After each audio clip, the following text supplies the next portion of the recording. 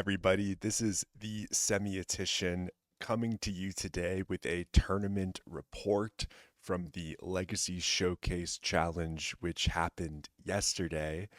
I finished top four, and it was a really sweet run. I ended up recording all of the games without commentary.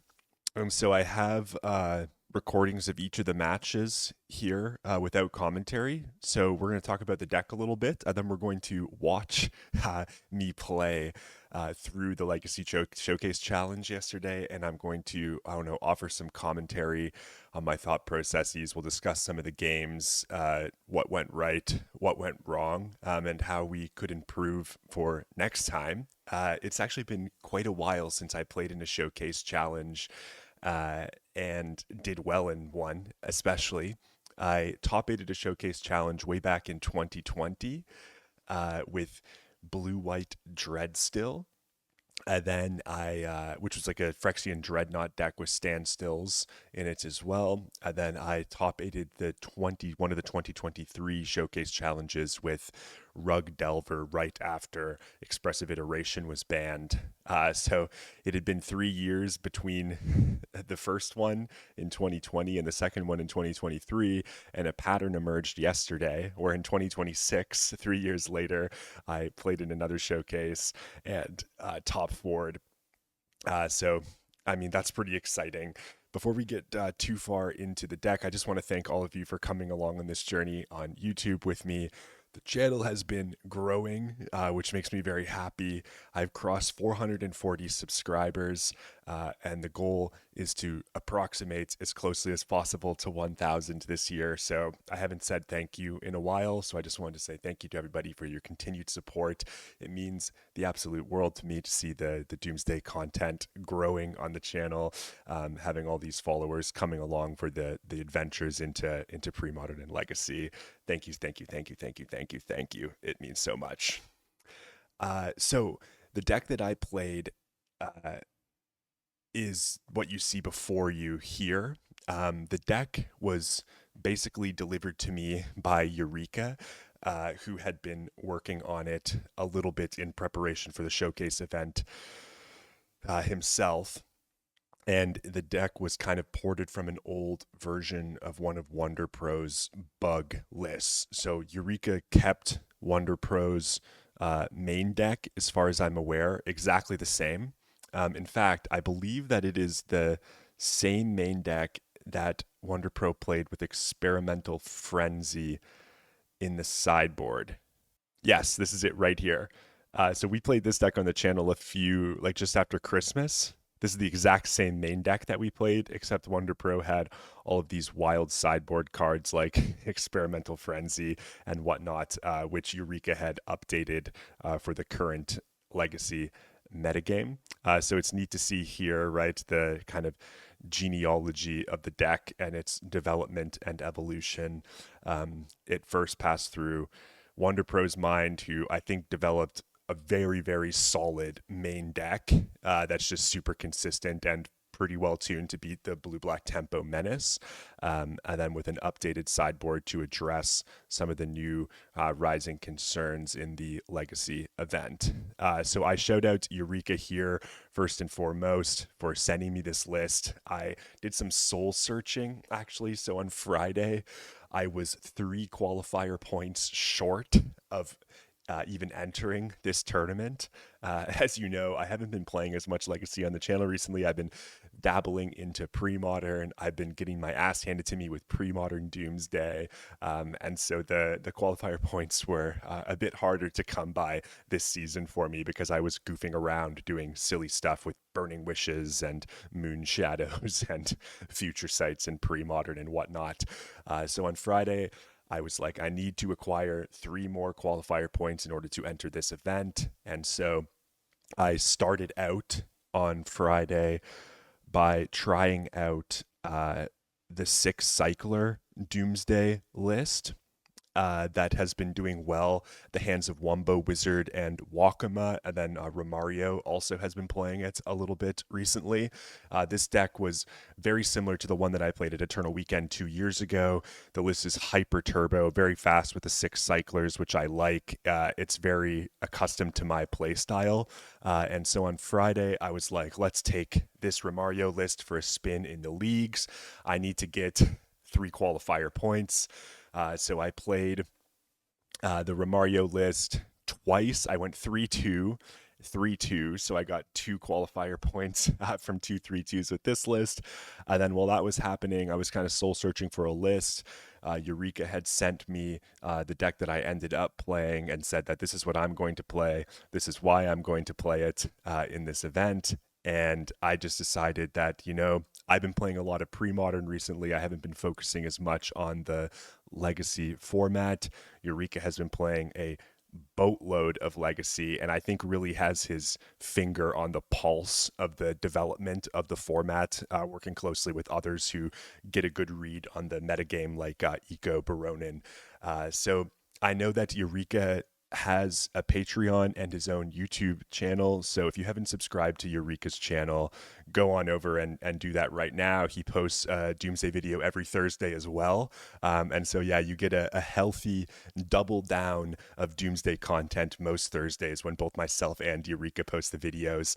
And on Eureka's Patreon, he has an explanation about this deck as well as a sideboard guide, which I ended up using mostly throughout this tournament. I made a few changes to the deck, which I'll discuss in a second, and so the mapping isn't exactly right on Eureka's guide, but if you're interested in acquiring a sideboard guide, I would gesture you toward Eureka. He's put the work into making this sideboard map onto the current legacy metagame, and so I used it to great success, and so I can recommend it to you as well.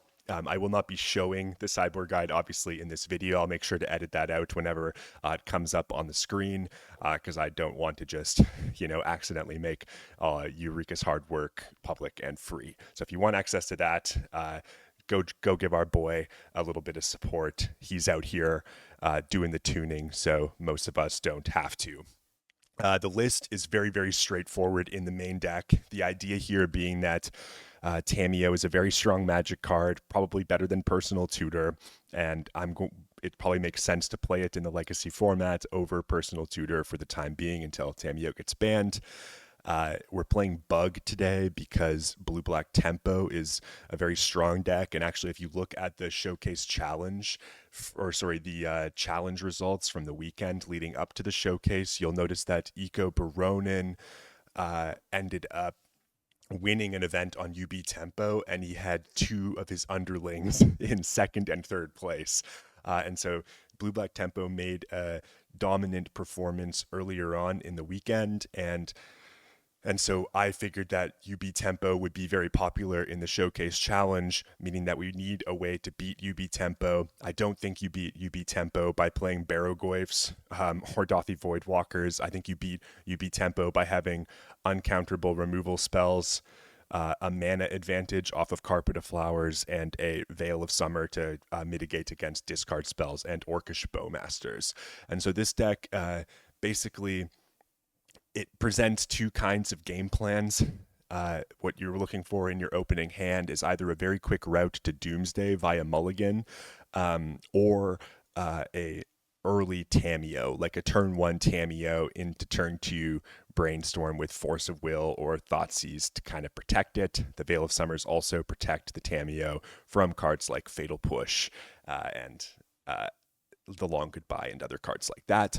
And so there's some merit, I think, to playing Bug into this tournament. And then the other thing that I think was good, the reason I wanted to play Turbo Doomsday in this event, was I actually expected Mystic Forge to be quite prominent, and I was right about that.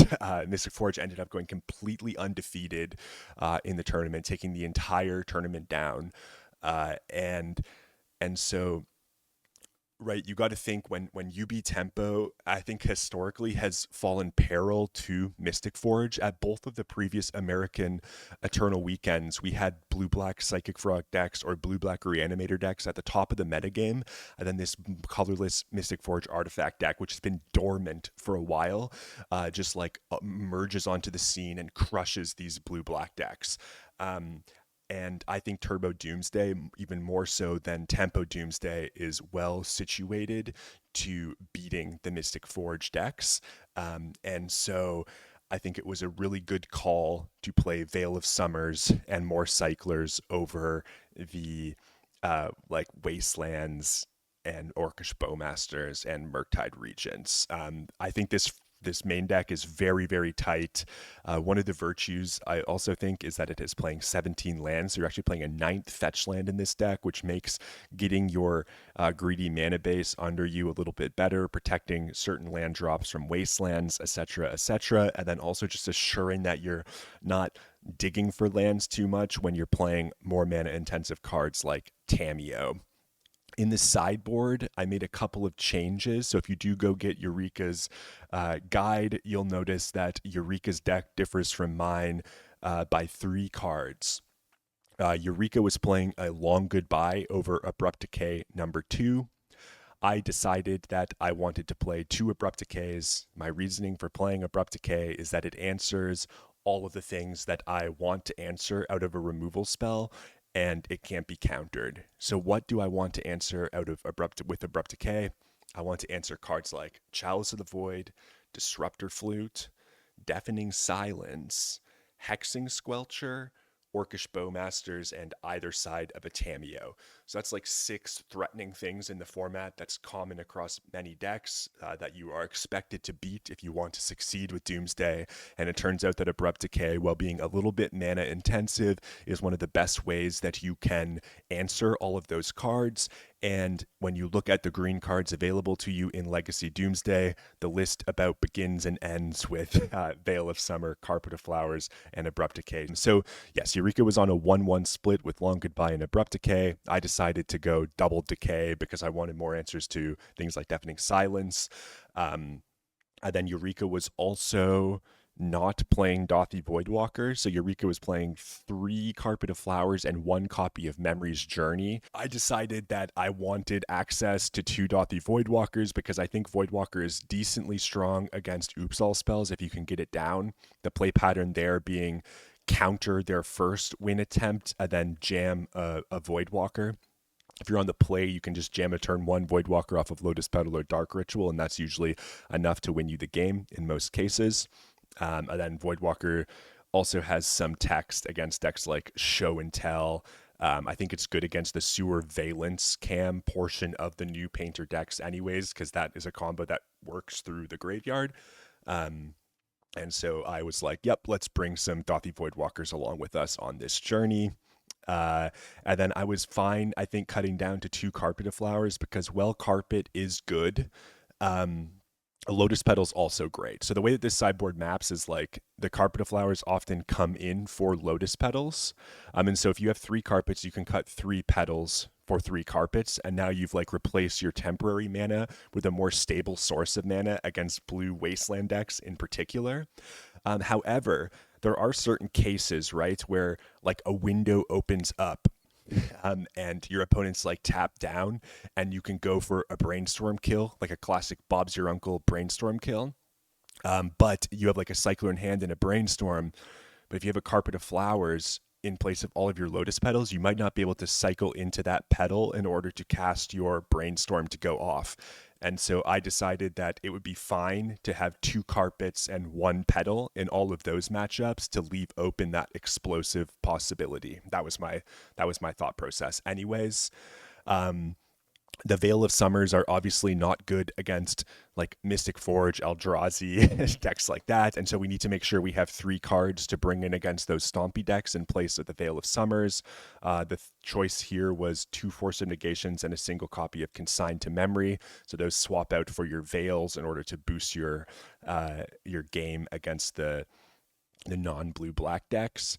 Flusterstorm as a really solid card against Consign to Memories, against opposing combo decks like the Epic Storm and Sneak and Show, and like Doomsday, Beanstalk. I really like having access to one Flusterstorm in my deck, so that's there. The Baroglyphs are here for Is It Delver. You just like, you're making all of these concessions to beating blue black by including your Veil of Summers and so on.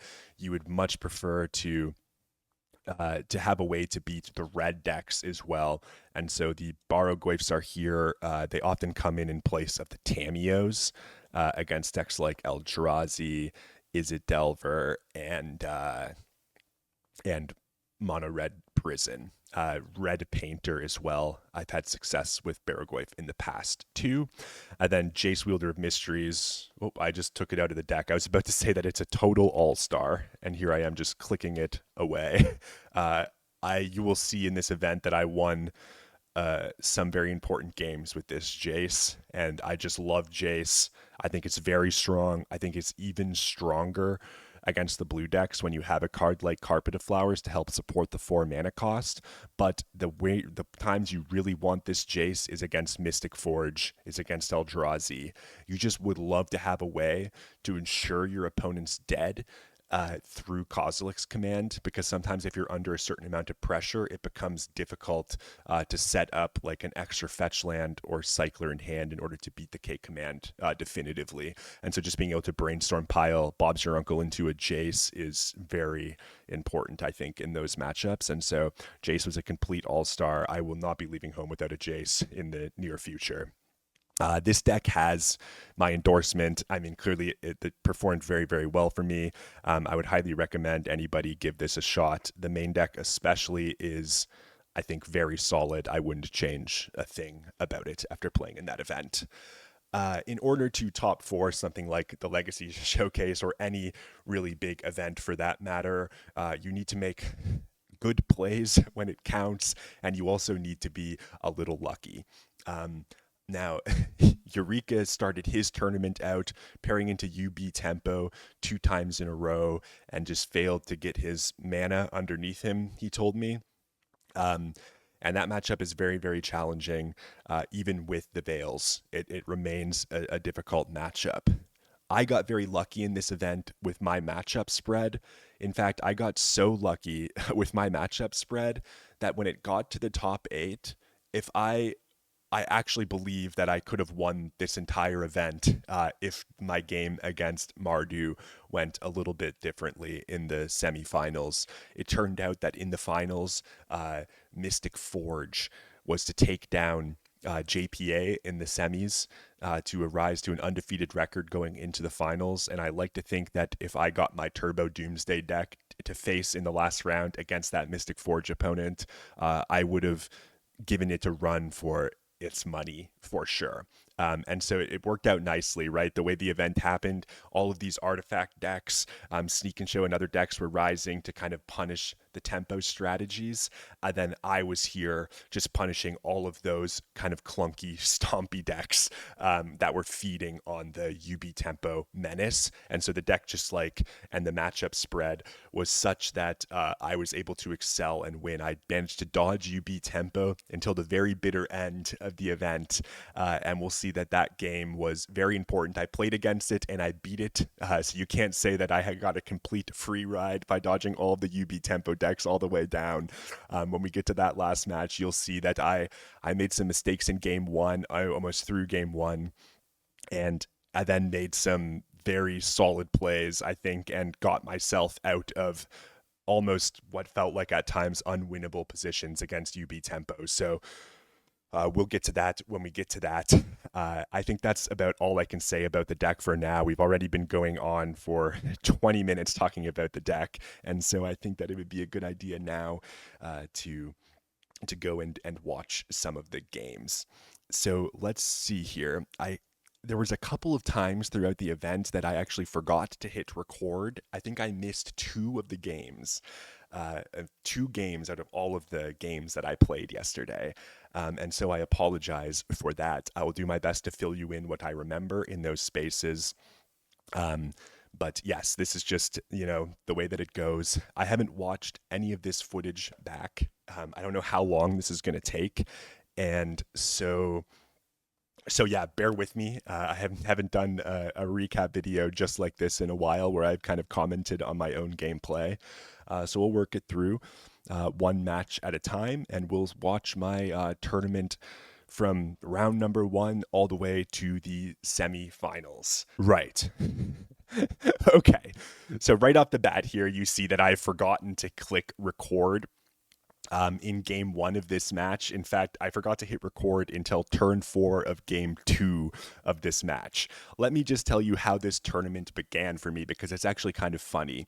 I actually remember game 1, which I didn't record here explicitly, because my tournament began with the firm reminder that the depth of the legacy card pool and bizarre card choices that are in opponents' decks to beat other problematic hate pieces end up being very good against Doomsday in certain spots. So in game 1 of this tournament, I open into my opponent. They don't have any recent legacy results. I looked them up, and my opponent led in game 1 on a volcanic island into Ponder. And so I thought, this is either Sneak and Show or it's Blue-Red Delver. And my hand was, I had 5 cards.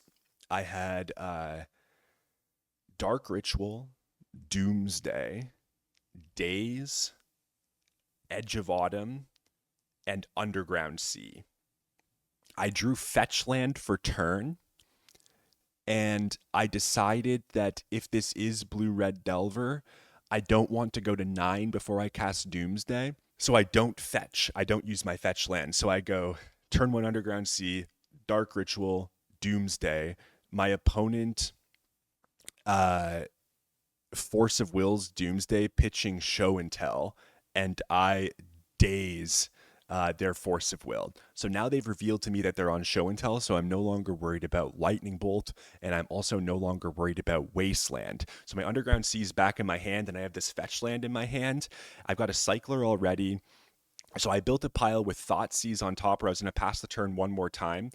So I was going to draw Thoughtseize for turn, replay my Underground Sea, Thoughtseize you, and then on the next turn, cycle to Cavern Oracle. And I thought that this was fine. My opponent had just pitched a Show and Tell to their Force of Will. Maybe I can take one of the cards that matters from their hand to give me enough time to set up that Cavern Oracle.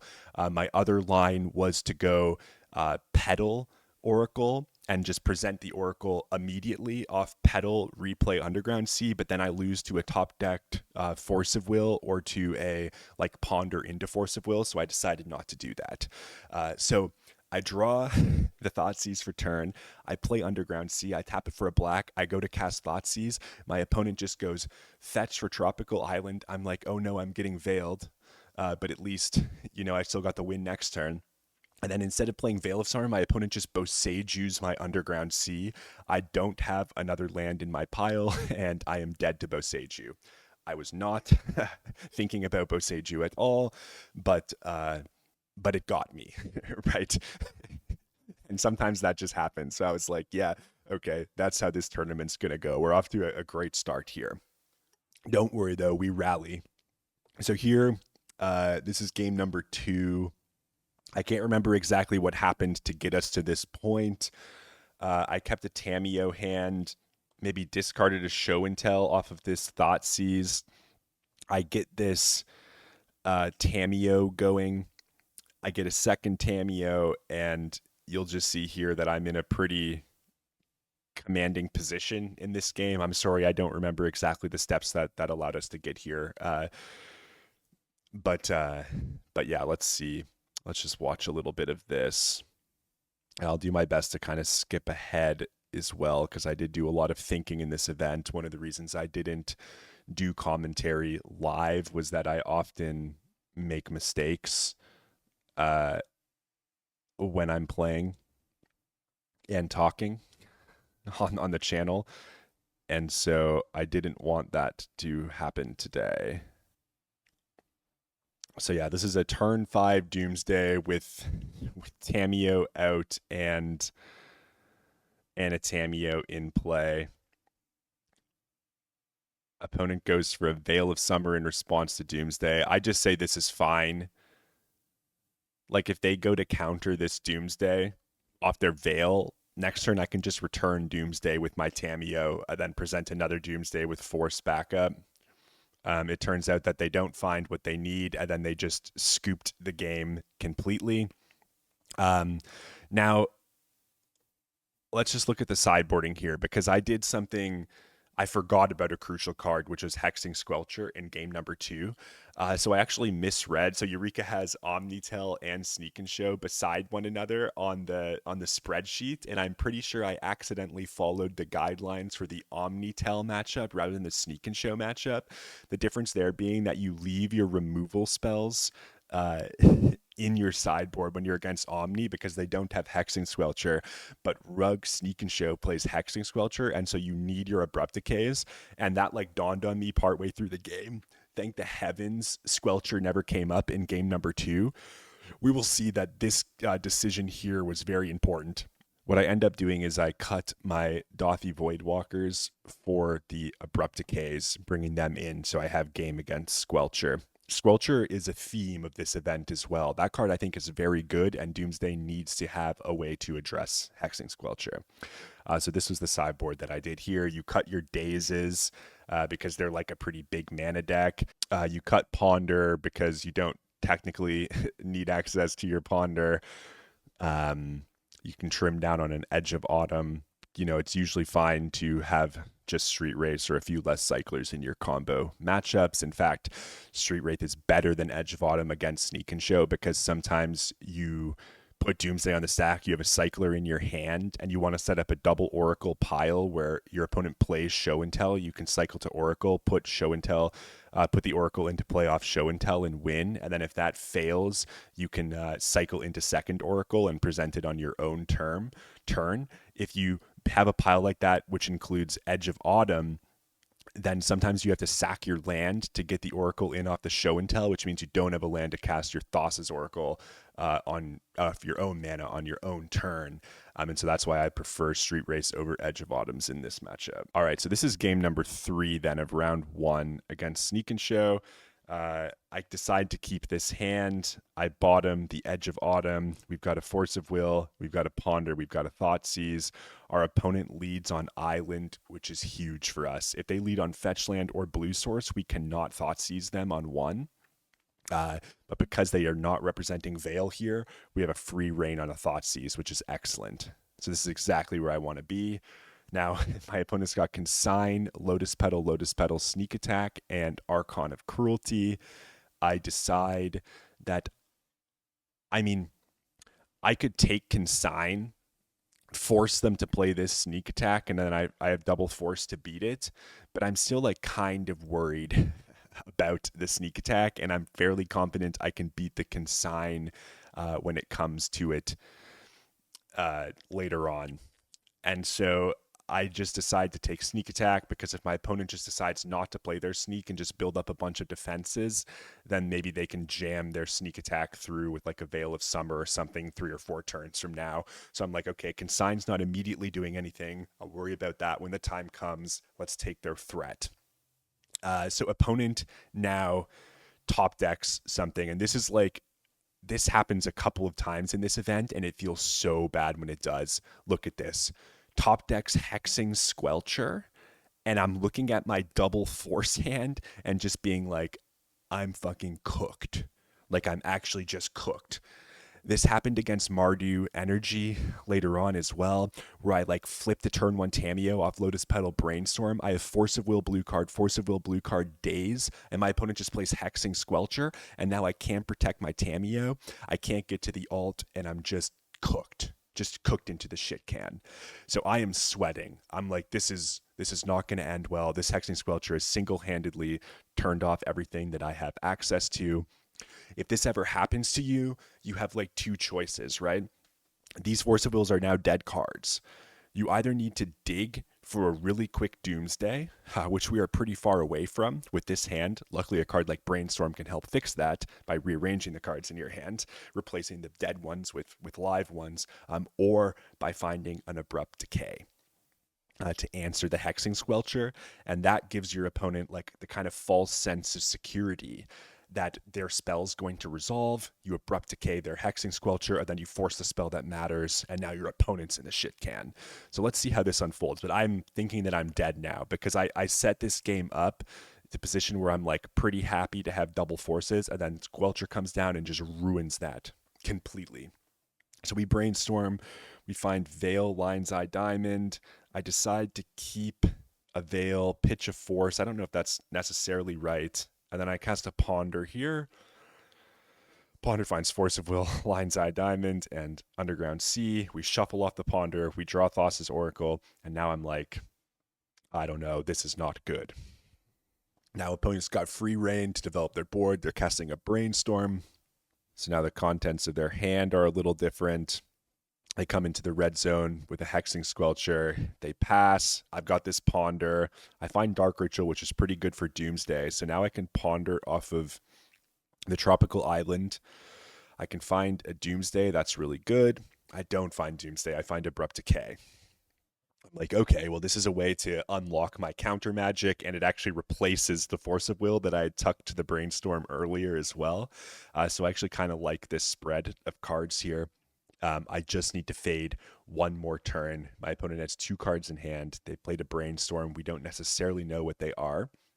And so I think I stack. I can't remember exactly how I stack this. Oh, yes. I haven't made my land drop this turn. So I take Misty Rainforest. I play Misty. I just pass here. We've really just got to fade this one turn. It was unfortunate that I couldn't get land and Abrupt Decay. So we're going to take another 2 to the Squelcher. Okay, we go to my turn. I draw the Abrupt Decay, and now I'm just going to pass. So I've got Force of Will on top of my deck here. So if my opponent presents something of consequence, my opponent like puts a show and tell on the stack, for example, I can cast Veil of Summer. I can draw the second Force, and then I can Abrupt Decay, kill Squelcher, force your thing, and then still have another Force up. So that's the play that I was setting up for here. And this is so funny. this is so funny. I think this is the turn. Okay, so our opponent fetches. They grab Tropical Island. They play City of Traders. And now they played Lotus Petal. So they were setting up for a hard cast Archon of Cruelty. And we find we find the Abrupt Decay just in the nick of time. And this must have been the most heartbreaking thing to happen to our opponent, right? They spend all this time. They're like, yeah, we're just going to cast this uncounterable Archon of Cruelty. And I'm like, joke's on you. I got the Abrupt Decay. So I decay the Squelcher. I take my Squelcher tax. Abrupt Decay the Archon. And now the opponent is like, probably just being like, oh no, this really isn't good. And, but I do make a choice here, which is interesting. I go to view my sideboard just to double check that I've got both oracles in the deck before I pitch this oracle. And so I end up pitching Oracle instead of Consider, and that's because I want to use this Consider to find Doomsday. The issue, though, with pitching this Oracle is that it makes beating this Consign to Memory, which I expect my opponent to still have as like a last line of defense, quite good. So in end step here, I just get Undercity Sewers. I take a Surveil. There's a Force of Will. My opponent's down to just 1 card in hand, though. I wonder if I keep it. I actually bottomed the Force. So I just want to find Doomsday here.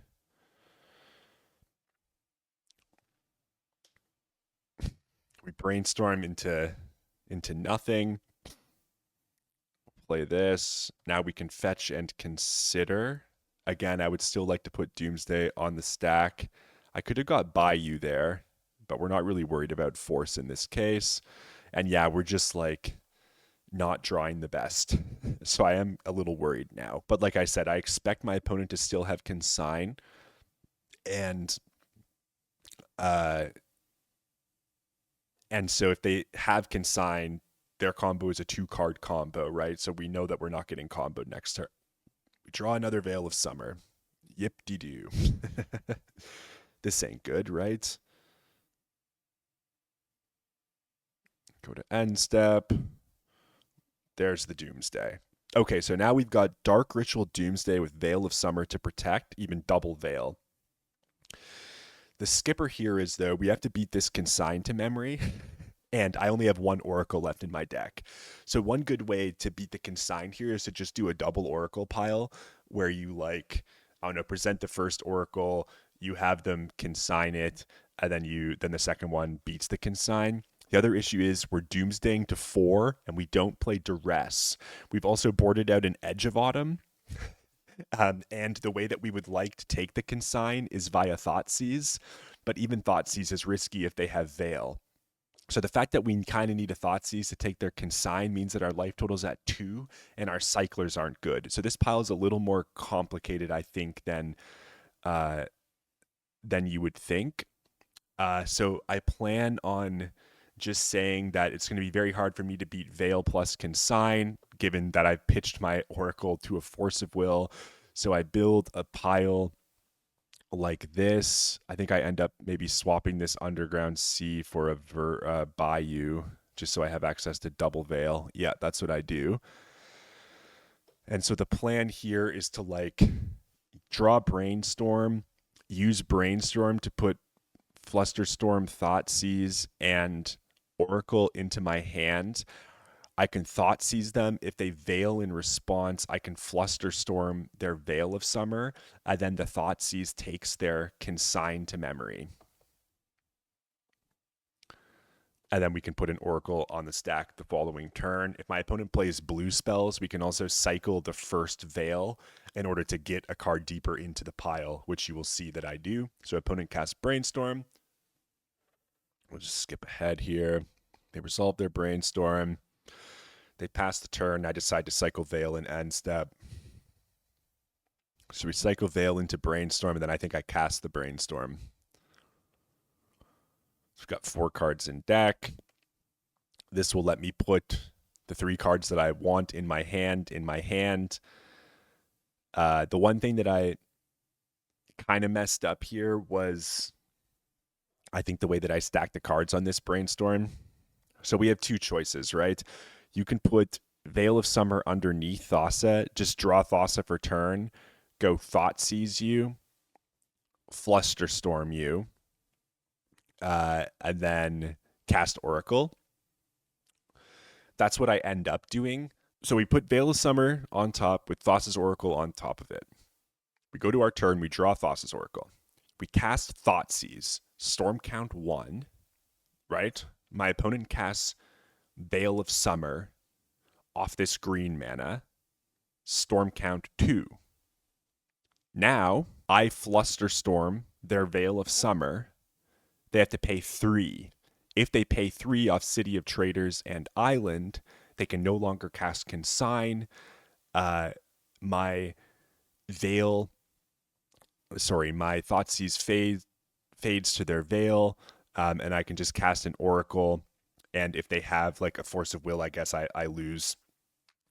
If they don't have Veil, I can Thoughtseize, take your Consign, still have Fluster up, etc., etc. Let's see how this unfolds. I hope that makes sense. I don't know if I'm doing 100% the best job explaining that, but the idea is that even if they have Veil Consign, they're still only going to, I think we still have that beat here. The other option is to bet on them playing a blue card and to put the Thassa's Oracle underneath the Veil. And that is like a really cool pile as well, where you could even beat, I guess, Pyroblast. So, but it requires your opponent to play a blue spell. So it's doing everything that I just described, but you stack. So we would draw Veil for turn. We Thoughtseize. They interact with Thoughtseize. We Veil in response to draw the Oracle. That might have been slightly better. So yeah, I actually think I like having Veil in hand here. The problem is, like, if they just, like, let the Thoughtseize go, then we don't have much recourse. So here's Force of Will on Thoughtseize. They pitched, I forget, they pitched Atraxa. And now I'm like, okay, I can pass the turn again and draw a Veil, present an empty pile with Flusterstorm up, but the storm count's already 2. Thassa's Oracle will make the storm count 3. Consign will make it 4, and then Flusterstorm 5.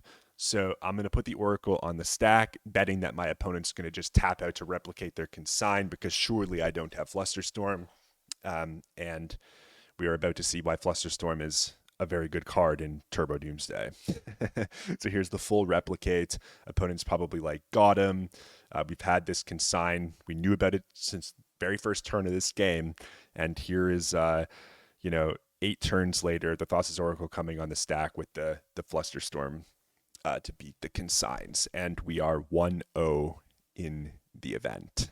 So round 2, we've got the whole round. So I was looking up my opponents. I think generally this is good practice to look up your opponents, especially in big events like this. However, you should take those results with a grain of salt, because sometimes your opponent is not playing what they most recently trophied with or have been playing in the past. You'll notice that comes to bite me in one of the rounds in this event in a kind of funny way, but it didn't end up mattering. So Bauer's results say that they play Oops All spells, and so I want to make sure that I have a hand that can interact with Oops. This hand I don't think can. I'm on the play. I can fire a Consider or a Brainstorm to try to find a force, but it's just not gonna be good enough. This hand's a little sketchy, but I do like it a lot. This hand has turn 1 Thoughtseize, and then you can decide to either get Bayou or Underground Sea. You have access to your Daze or Veil of Summer. We've got Doomsday already in hand, which is pretty good if we can find the mana we need. Edge of Autumn cracks into the pile. I end up bottoming Cavern of Souls here and leading on a Thoughtseize. And this game is really, really weird. This is one of those games where you had to get a bit lucky in order to win. But we did our best to put ourselves into a position where getting lucky matters. I put the Cavern of Souls on the bottom because if they are on Oops, I mean, the Cavern doesn't really cast many cards. One line you have at your disposal if you keep the Cavern, but I don't know what you would bin in its place, is you can actually fetch Bayou off of Misty Rainforest and then hardcast Edge of Autumn to get your island on turn 2, which turns on your Daze. So you could like bottom Veil of Summer, for example. You could go turn 1 Misty Rainforest, Bayou, Thoughtseize your opponent. You've got your Bayou out. And then you go into your turn, you play Cavern, name Wizard, tap Bayou Cavern, search for Island, and then you still have Daze to protect. But that's like a little sketchy, especially against Oops All spells. I think I want to take something from your hand and then have a Daze to maybe counter one of your mana developments or trip you up a little bit. So I opt to fetch for Underground Sea here. So we go Misty Rainforest, fetch, grab Underground Sea, cast Thoughtseize, target my opponent. And their hand is all mana Undercity Informer. I think it's a pretty clear take on the Undercity Informer here, which is what I do. This hand also, I believe, this hand can go like play around the Daze with Informer, right? Because it's got 1, 2 Chrome Mox Pitch Pact Negation, Spirit Guide to put Informer in, pay for Daze, and then use the Chrome Mox to activate the Informer next turn. So I have to take Informer here. They have a Pact of Negation, which is like really good defensively for them, but not against my combo. They can't like Pact of Negation a Doomsday, because then I can just pass the turn and they die to their own Pact, right? They can use their Pact to defend their own combo, not stop ours. But what ends up happening in this game is I just draw absolute trash, and so does my opponent, and we just stare at each other for a very, very long time. So yeah, it's like unfortunate that like I decided to fetch for the blue source in order to preserve my Daze, and then I just end up drawing like a green card, a Thassa's Oracle, right? To be fair, if I kept the like Cavern of Souls, it still doesn't cast either of these Oracles or either of these Veils. I could cast Oracle off of it, just like dig through my deck a little bit, but that's not even that good either, I don't think. So I think I still stand by my bottoming Cavern in that spot. And again, we're like a Dark Ritual or so away from greatness. So opponent decides to deploy their Chrome Mox. and they pitch Dark Ritual and they Thought Seize us. Obviously, having a green up for Veil here is like huge. I could have dazed the Thought Seize. Honestly, maybe that was the play, just to conceal information, but they've got double Spirit Guide. So even doing that, I don't think is good, because if I daze, they Spirit Guide to pay, then they get to take another card from my hand, maybe Doomsday. I continue to draw just like the worst, the worst cards ever. We drew Veil of Summer, Thassa's Oracle, Edge of Autumn. They've got another Duress. I think this one will take Doomsday. If I recall, yeah, Doomsday down. They're not like drawing any action, which is very good for us. Finally, we find a land. I slam the land. Now I'm trying to remember, like, I don't think I cast Oracle here. Your options are like jam Oracle, try to find Doomsday or Dark Ritual, or like play Edge of Autumn, get Island. I think just passing with Veil up is fine. It's unfortunate that we found our green source after they had cast 2 of their discard spells already, but that's just the way the cookie crumbles. Here's Street Wraith. This is a pretty safe Street Wraith cycle. We just want to get deeper. Like, these draws are just, for the most part, have just been atrocious. But here's the skipper, right? Now we've got the Dark Ritual. That's really good. Now we're just looking for the namesake.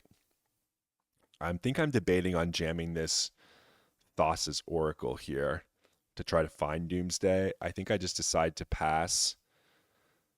If my opponent presents a combo, I can like Veil to draw a card, and then I can double edge in like an absolute pinch to try to find force. We haven't seen one of our 4 forces yet this game, so I mean, in like that's a desperation play. They do have the Pact of Negation, but the Veil of Summer beats the Pact, right?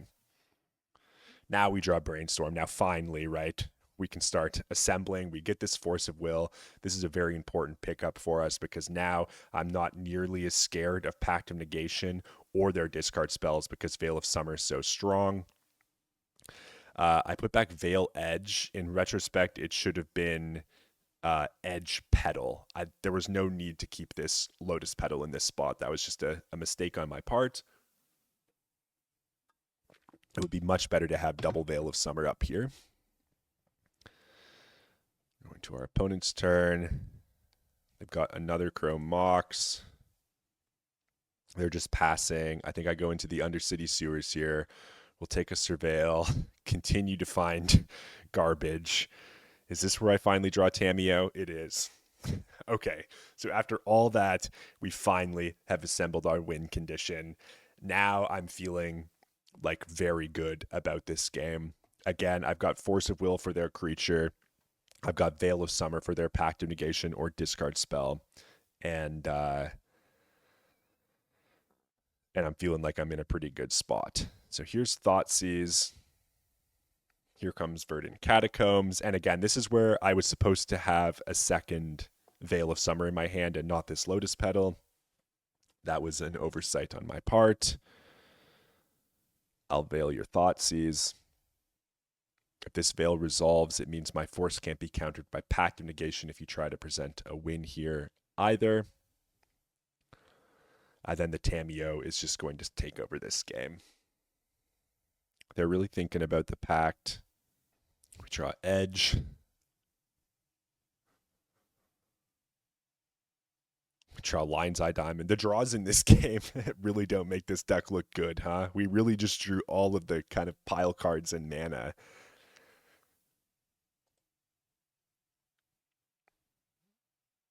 I attack, I crack a clue, I draw Consider, I play Lotus Petal. I'm supposed to flip Tamiyo here. I don't know why I didn't just flip Tamiyo. I've got Doomsday in my graveyard. So what I'm supposed to do is just play Consider, flip Tamiyo, plus Tamiyo, and then return Doomsday on the next turn and win. I really don't know what I was thinking here. My opponent goes for Fell the Profane on my Tamiyo. I consider in response. I'm considering just flipping Tamiyo in response to protect it here by going Edge, Edge, but I actually just consider into Veil, which is kind of funny. opponent must was just drawing so poorly too. Like these are just two combo decks just like hitting some of their worst sequences of draws. But Doomsday being slightly better because we at least have cantrips. So my opponent is supposed to be dead on this turn if I had just used that consider properly.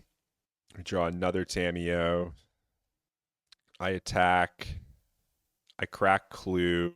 And then I cycle Edge to flip Tamiyo. I plus the Tamiyo. I play out Lion's Eye Diamond to avoid having to go to discard. And then I pass with double force up. Doomsday in the graveyard. So yeah, I did this. I should have flipped the Tamiyo the turn before. I think I just kind of forgot that, like, how potent just like getting Doomsday was in that spot. How did I sideboard? Dazes go out, Consider goes out. You don't need Consider because like they're not really going to be removing your Oracle. You can just build the Bob's Your Uncle pile with Ponder. I cut an Edge of Autumn. I cut Cavern of Souls and Island because they're not really challenging our mana base. And then we bring in 2 copies of Fawn, 2 copies of Dothy Voidwalker, a Consigned to Memory, a Flusterstorm, and that's it. So we're going into game 2 here against Oops. You can tell there's only 2 minutes left in the league. And yeah, we just kind of opened the stone cold nuts here. So opponents on the play. We're on the draw. We've got Force of Will. We've got Dark Ritual Doomsday. I'm not going to mulligan this hand. If they've got the perfect kill plus pact, then so be it. If they don't, then we're in a pretty good spot here. It turns out our opponent mulliganed to 6, and they just have a turn 1 creature, but it is a creature unprotected. So they jam Undercity Informer, and now I've got a choice here to go Force Pitch Force or Force Pitch Consign. I decide on Force Pitch Force, I think, and that's because I guess it gives me a Consign to Memory, which is something I can cast if I don't draw a blue card on my turn. Force is better if I draw a blue card on my turn. We drew Edge of Autumn, so now we're just laughing. So now opponent's got 1 card in hand. They've got Fellmire, Chrome Mox. We can go Verdant Catacombs, fetch Underground Sea, Dark Ritual Doomsday, build a pile that has Force of Will on top for an absolute pinch, and then just cycles to Oracle if you don't need the Force. So this is the pile that I ended up with here. Basically, if I do need to go for the Force of Will off Edge, which is extremely unlikely, right? My opponent's got 1 card in hand. They've got only 2 lands out. I don't even know if there's a sequence of cards that lets them win the game from this spot, but I'm like, better safe than sorry, right? And certainly if they go again and I force, I'll have time to pass an additional time. So the pile puts Underground Sea on the bottom with Thassa's Oracle on top, and then Street Wraith, Force of Will. I'm going to pass the turn. If my opponent does anything threatening, I can forgo my Underground Sea, draw Force of Will, Force Pitch Consign to stop you, and then my opponent will have nothing. And then I'll draw for turn. I'll pick up an Oracle. I'll play the Underground Sea for turn. I'll pick up a Street Wraith, play the Underground Sea for turn, pass. Again, and then the following turn, I draw a second Street Wraith, and then cycle, pick up Oracle, cycle, pick up Underground Sea, cast Oracle. We don't end up needing the Force, and we will see that our opponent is just dead. They're passing their turn 2 back to me. Now I have Force in hand. I draw Underground Sea. I cycle Edge. And then cycle Wraith, Oracle. And we are 2-0 in the Legacy Showcase Challenge. I think this is the one where my searching up my opponents ends up screwing me over a little bit. So I see a recent result with Affinity Stompy, and I'm like, okay, this opponent's probably on Affinity Stompy. I look at their list even. I'm like, okay, they got Sink into Stupors and Force of Wills. They've got Chalice of the Voids in the main deck. So I kind of want like Force of Will plus Quick Doomsday. This is the hand that I see. This hand admittedly is very bad against a turn 1 Chalice of the Void. I can't remember if I keep it or not. Let's see. I mean, it's a pretty fine hand. It's got Thoughtseize. It's got double cantrips to help find your Doomsday. It's got Veil of Summer if they end up being on UV tempo or something. Thassa's Oracle, number 1, can dig in a pinch. Do I mulligan this? This is an aggressive mulligan if I do. I'm really thinking about it. I do. So I mull the hand, right? My thought process there is if I'm against Affinity, Stompy, and Deed, that's the kind of pile where I could just get completely overrun by a Kappa Cannoneer before I ever get to put Doomsday on the stack. And having the Thassa's Oracle already in hand kind of makes this a mulligan anyways. This hand's actually a lot better, right? We've got Doomsday, we've got Underground Sea, Lotus Petal, and an Edge of Autumn to break into our pile. We've also got Force of Will plus Brainstorm to back it up. So this is a pretty easy keep, bottom Doomsday. And now we're in a position where if we just draw land for turn, we're in our 17 land deck or another Lotus Petal, we've got a Force Protected Doomsday on 2. If not, we can Brainstorm to find that land in another blue card, yada yada. Okay. This is a weird one. So opponent leads on Urza's Saga, Mox Opal, which signals to me that they are indeed on the Stompy deck, the Affinity Stompy deck. We draw Misty Rainforest for turn. I play Misty. I pass. Now we've got that turn 2 Force Protected Doomsday, which we all love and desire. My opponent goes Urza's Saga, Ancient Tomb, pass. And I'm like, huh. So I'm suspecting that my opponent, this is like a tough spot. My opponent has signaled to me that they're willing to go in on the Ancient Tomb Urza's Saga plan. I'm expecting that my opponent's looked me up and knows that I'm a Doomsday player. I looked my opponent up, right? So that's a fair assumption. And I'm expecting that what they've done here is they've sandbagged some number of their artifacts in hand because they don't have a Pinnacle Emissary. And their strategy here is to let me Doomsday, have my life total, build a construct and end step, untap, build another construct, search for Skateboard, dump a bunch of Moxes, Opals, Baubles. Yeah, 3 times the charm, right? Drop a bunch of Baubles, equip the Skateboard, and just kickflip on my ass for 10. So I'm like, passing the turn here is really risky because they have this active Saga and 5 cards in hand. So I see this Cavern of Souls, which isn't very helpful. I think I'll surveil that to the graveyard in a second. And this ends up being like a really interesting thing. And I get lucky here, I believe, because to me, my opponent is on the blue deck, right? The blue artifact Stompy deck. So I bottom Cavern of Souls. I untap, upkeep. I draw another Force of Will. Okay. Drawing another Force of Will there is pretty sweet. So now I have to decide whether or not I'm going to cast the Doomsday. If I cast Doomsday, my opponent Force of Wills, I Force of Will back, Doomsday resolves, then I'm kind of just cooked to this Urza's Saga construct plan. But I reason that if I pass the turn and they just go construct, hit me for 10 anyways, am I really in that much better of a spot to try to Doomsday next turn? I'm not so sure. And so I decide that I'm just going to jam the Doomsday. You would think, though, right, that this is the kind of Stompy hand where they would have the Force of Will because they really haven't done anything. So surely they have Force in hand, right? Turns out they just don't. The Doomsday resolves. And now I'm like, oh, the Doomsday resolves. Now I've got a quick route. Now I can just Bob's your Uncle Thumb by getting Lotus Petal off of Edge of Autumn, doing the Brainstorm thing into Thassa's Oracle. If they had Force, surely they would have forced the Doomsday. It seems wild to me not to force the Doomsday.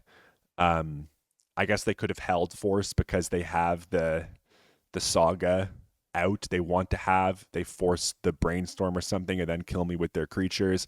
But at this point, I'm like, you know what? I'm all in. I'm just going to make you have it. Obviously, Kozilek's Command is not on my mind here.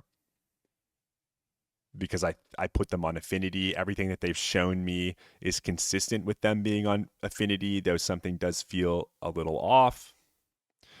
I just decide to go Bob's Your Uncle. We cycle into the pedal. This was a little reckless, like on retrospect, but I really don't know what I'm supposed to do. I can wait one more turn, let them tap into their saga, I guess, and then present a kill on the following turn. Maybe that is the play. This is pretty reckless, but it just works out. You need to get lucky in order to win a long tournament like this.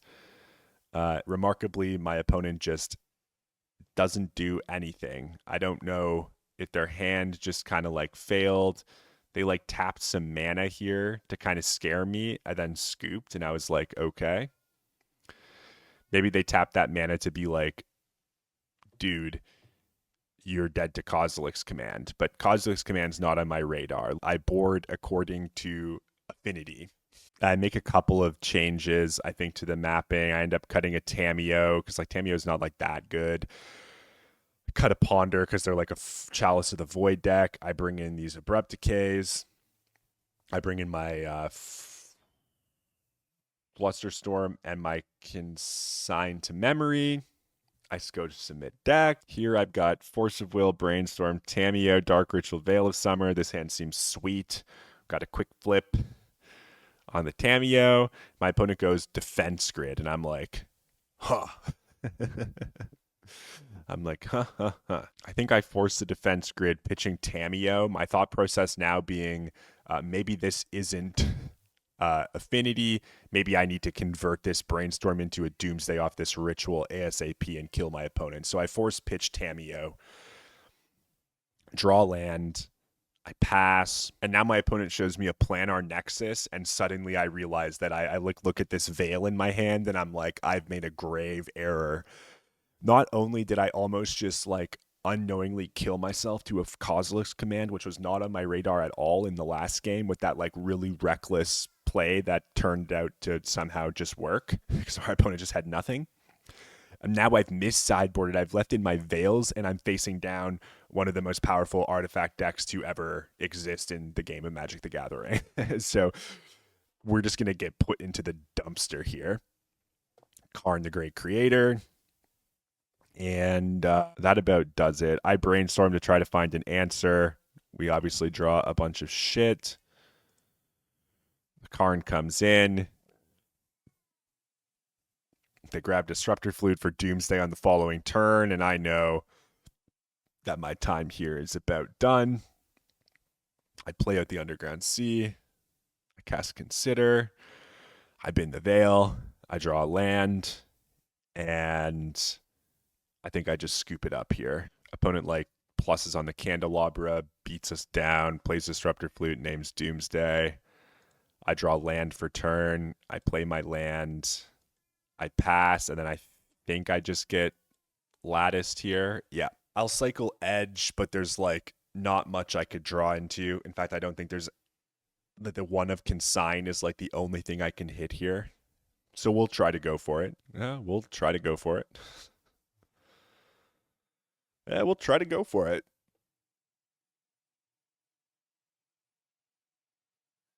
And we get one more Brainstorm. It doesn't matter what I put back here. Now the Consign no longer does it. It has to be Force of Will underneath these two lands. And even then, we're just in a terrible position. It's only a Dark Ritual, and we are dead. I will now readjust my sideboarding. So I make a mistake here. What have I done? I have kept the one Tamiyo out. We're keeping the Thoughtseizes in. I swapped out the Veils to bring in Force of Negations and then Jace for Kozilek's Command. The only thing that I messed up on was that I actually forgot that I still had this Flusterstorm hiding out here underneath the Consign to Memory. So I left Flusterstorm in my deck, which was not good. This should just be Tamiyo or even Daze. We're on the play here. Daze, I think, is decent on the play into Forge because we can like Daze their Monolith and trip them up. But so yeah, I think you would either have Tamiyo number 4 or Daze number 1 in your deck on the play specifically. Maybe even 2 Dazes. You might not even need to cut these abrupt decays or to have these abrupt decays in the deck, but I did kind of want them. So now I board as though my opponent's on Mystic Forge. I like notice the Flusterstorm. I make it large, so I remember to say how dumb I am. Now I'm like, oh man, is this hand like basically a mulligan anyways? So I got the Flusterstorm. It's got no quicker out to Doomsday. I'll just send it packing. This one we've got Doomsday, we've got Force of Negation, Pitch Brainstorm, and we've got Thoughtseize. I'm going to pitch this Street Wraith, say done. I'm going to lead on a turn 1 Thoughtseize and try to cripple their hand. Sometimes these Forge decks are quite fragile, right? They need that Monolith into key to really get them going. And the name of the game here has been, in this tournament at least, was pressuring my opponent's monoliths instead of their big cards. So there's like 2 schools of thought, right? The one school of thought is you let the mana go, you answer the payoffs because the payoffs are few and far between. The other school of thought is you answer the Grim Monolith, which clunks their hand out and renders them basically useless. Our opponent's hand is fantastic, right? If they had an Ancient Tomb, this hand's like goes hard as hell, but they've got Key Monolith, they've got 2 lands, they've got this Ancient Den, which is like signaling to me that they're probably on this new Colorless Painter deck. But yeah, this hand's fantastic, but it's the kind of hand that looks pretty damn clunky if you get rid of this Grim Monolith. Now, if you're playing a control deck, obviously it's not a good idea to take the Grim Monolith because they're just going to draw lands eventually and then overwhelm you with their big creatures. But when you're playing a Doomsday deck and you've got Doomsday in hand and a Force of Will for the first 4 drop they do get to, it starts to look a lot better to just slow them down to kind of trip the racehorse up a bit. So I take Grim Monolith here, and I aggressively force Grim Monoliths later on in this tournament, and I won some number of games for making choices like that. I don't want to say it's always correct. It's context dependent. The fact that we get to see our opponent's hand off Thoughtseize there is quite valuable as well. Okay, so we take that. We pass the turn. My opponent plays Ancient Den. They drew Mishra's Research Desk, which allows them to look at some cards. We go to our turn. We play a land. We play Brainstorm. We draw the bloody Flusterstorm, which I guess can pitch to Force of Will.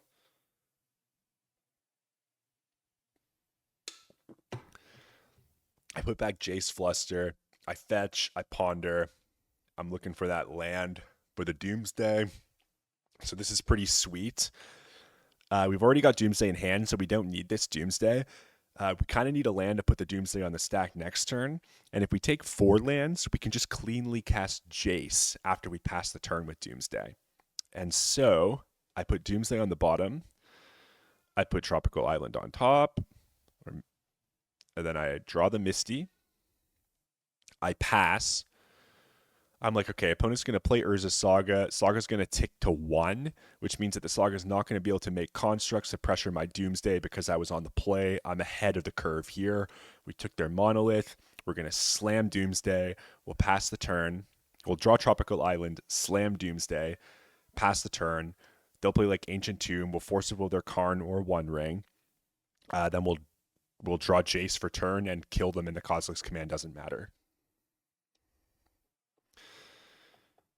So opponent like research destined to shit, I'm pretty sure. They just deploy this Manifold Key, and I'm like, okay, brother, let's go. Your artifacts are no good here. So we'll pick up the Underground Sea. We'll Doomsday.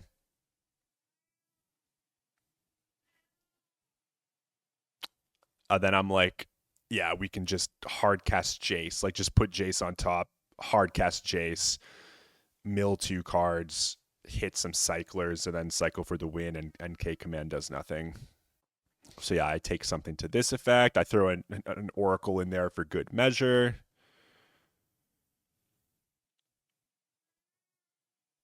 Oracle, Jace, Edge, Wraith.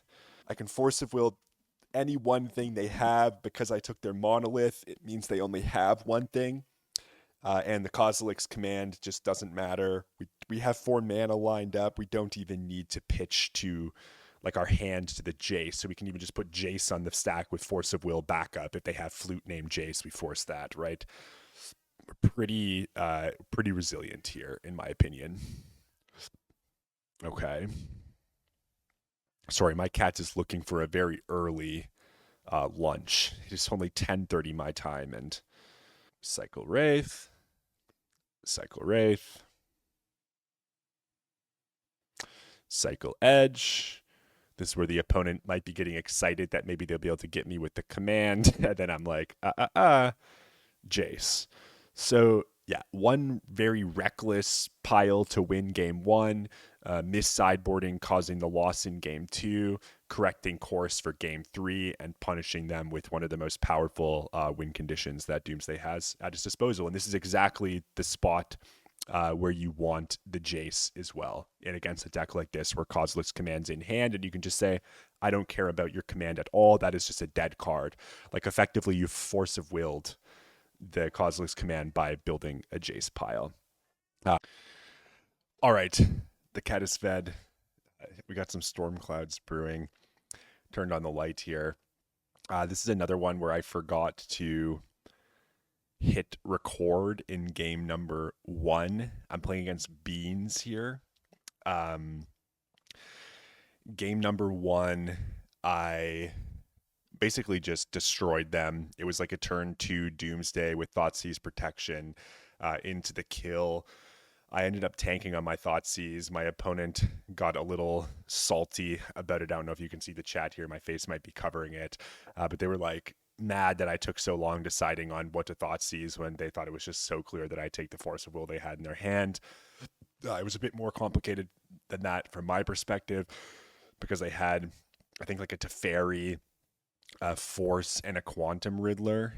So like another line that I could have taken was to just like to take their Quantum Riddler, force them to force pitching to Fairy, and then force their force. Anyways, I won the game with an Oracle. My opponent was a bit mad because I had everything. I don't know if they were actually salty. We were chatting a little bit more after the event, the match as well. They ended up making a pretty deep run. I think they went 6-3 or something. They were a fantastic player. So yeah, I'm sorry that the Doomsday happened the way that it did. But here we are. My opponent is Thoughtseizing off Scrubland on one. And see what they take. I boarded in Abrupt Decay. Abrupt Decay beats their Bowmasters, beats their Tamios, and it can take a Beans that resolves as well. I think I get destroyed this game, though. Okay, so opponent bricks for a long time on their Thoughtseize, which is funny considering they were giving me a hard time for bricking on mine. They end up taking my Thoughtseize. I play land. I pass. Opponent plays Flooded Strand. Go. I take this to mean that they have an Orcish Bowmasters. So they fetch here. I'm going to play around the Bowmasters by firing my Brainstorm in response to their fetch land. We do not draw much of anything good off of that Brainstorm. So I think I put back Cavern and maybe even Underground Sea here. Yep. I've got Dark Ritual, Doomsday, Cycle right into Brainstorm with Force of Will protection. If my opponent, taps down here, gives me a window, and I top deck Doomsday off Undercity Sewers. They ponder, drop a land, they pass. I see Ponder on top. I suspect that they have Bowmasters, but I just felt bad bottoming the Ponder. So this is where this game starts to slip away from me because they do, in fact, have the Bowmasters. Oh, no, they don't. They just let the Ponder go. I have to shuffle. We draw Underground Sea. I play Underground Sea. I pass. I guess they have the Bowmasters later on in this game. Opponent plays Beans. I think I let the Beans go, and I think that I just want to, with the idea that I can just potentially Abrupt Decay it down the line. I could have pitched the Thoughts' Oracle to Force of Will on Beans. Maybe that's a good play there. I'm not 100% sure. They do have 6 cards in hand, though. I do draw the green source, which allows me to decay the Beans as well, if I so desire. Play Polluted Delta. We pass. Opponent plays Tamiyo. This makes me nervous. I decide to let it go because I have the Abrupt Decay as well. Draw another force for hand or for turn. Pass back to our opponent. Opponent goes to make their attack, and I decide that I'm going to Abrupt Decay the Tamiyo before they get a clue. This will prompt a brainstorm from my opponent, I think. And then I hum and haw a little and decide that I'm going to Force of Will the brainstorm, pitching Force. I'm holding on to the Thassa's Oracle because one way we can easily win here with Oracle in hand is to top deck Doomsday, go Dark Ritual Doomsday, then just cycle the Cavern. They just let that go. I think they just have a second Tamiyo, which punishes all of these choices. Yep, they deploy second Tamiyo. They pass. I decide to run out my Thassa's Oracle.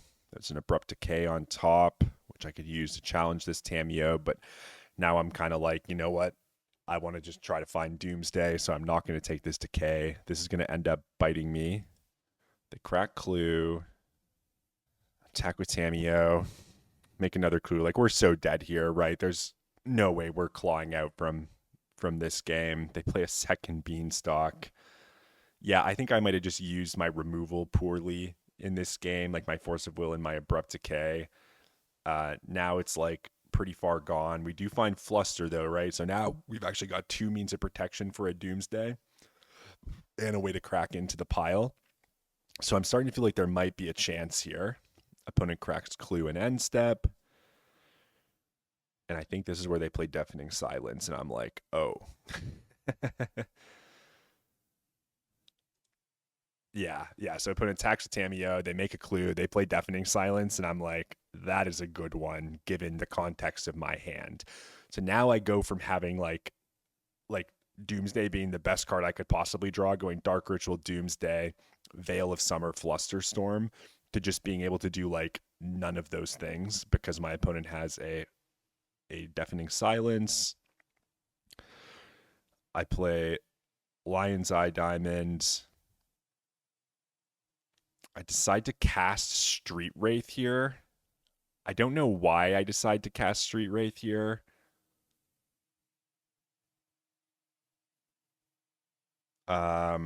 What happens? Yeah, so I play Street Wraith because I'm like, maybe, just maybe, my opponent's got a bunch of force, like, I don't know, anti-Doomsday cards, and this Street Wraith with Swamp Walk off their Underground Sea and Scrubland can present a clock to make them like think about cards other than Doomsday. In retrospect, this was a mistake. If I keep this and I just remain patient, I might have actually been able to still win this game the way that it shakes out here. Basically, we're looking for the one of Abrupt Decay left in our deck to answer the Deafening Silence. Bowmasters comes down, which makes all of this rather challenging. Speeding through this a bit because the writing is pretty much on the wall here. Yeah, they hardcast Quantum Riddler. They're just drawing infinite cards. We're just drawing more things we can't really cast because of Veil of Summer. Now they play Teferi. Halveil in response to draw a card at least. I draw Doomsday. Now, if I had that Cycler in my hand, this Doomsday actually becomes interesting with Lion's Eye Diamond. I can at least put a Doomsday on the stack and cycle to Oracle if I had that Wraith in hand, but I don't. I draw Edge of Autumn for turn, and I'm like, okay, I'm going to send this Doomsday. Doomsday goes on the stack. And my opponent, I think, they might make a mistake here. I think they cast Brainstorm in response to Doomsday. They don't. Okay, so Doomsday resolves. Now I'm like, interesting. Doomsday resolves. I can maybe like cycle. I like initially want to cycle into Jace, but I can't cast Jace. I think I screw up this pile. I just choose Tamiyos because I didn't think that they matter. The likelihood of winning this game is so low. I think I boarded out a Street Wraith to play around Bowmasters, and so I can't even present an Oracle with two cards left in deck here because the Street Wraith, my other Street Wraith, was fucking Swords to Plowshared. That was a huge mistake. Casting that Street Wraith was not a good idea. I don't recommend doing that in this spot. I don't know why I did. It cost me at least putting an Oracle on the stack here. So yeah, they like Brainstorm, which means that they can't cast any more non-creature spells, which I found was interesting in response to this cycler. But I can't even cycle to an Oracle that wins here anyways because my Street Wraith was plowed, so I don't even get to punish them for that. And in fact, this edge would put me to 3, and then the Street Wraith would put me to 0 off the Bowmaster. So even if I had Street Wraith, that wouldn't be good enough. I scooped the game. I think I played that a little poorly. I'm rushing through this a little bit because I've already been at this now for an hour and 37 minutes, and we're only on round 4. So, and my throat hurts from talking so much. So yeah. How did we sideboard here? We don't bring in Carpet of Flowers because they're likely to have prismatic endings.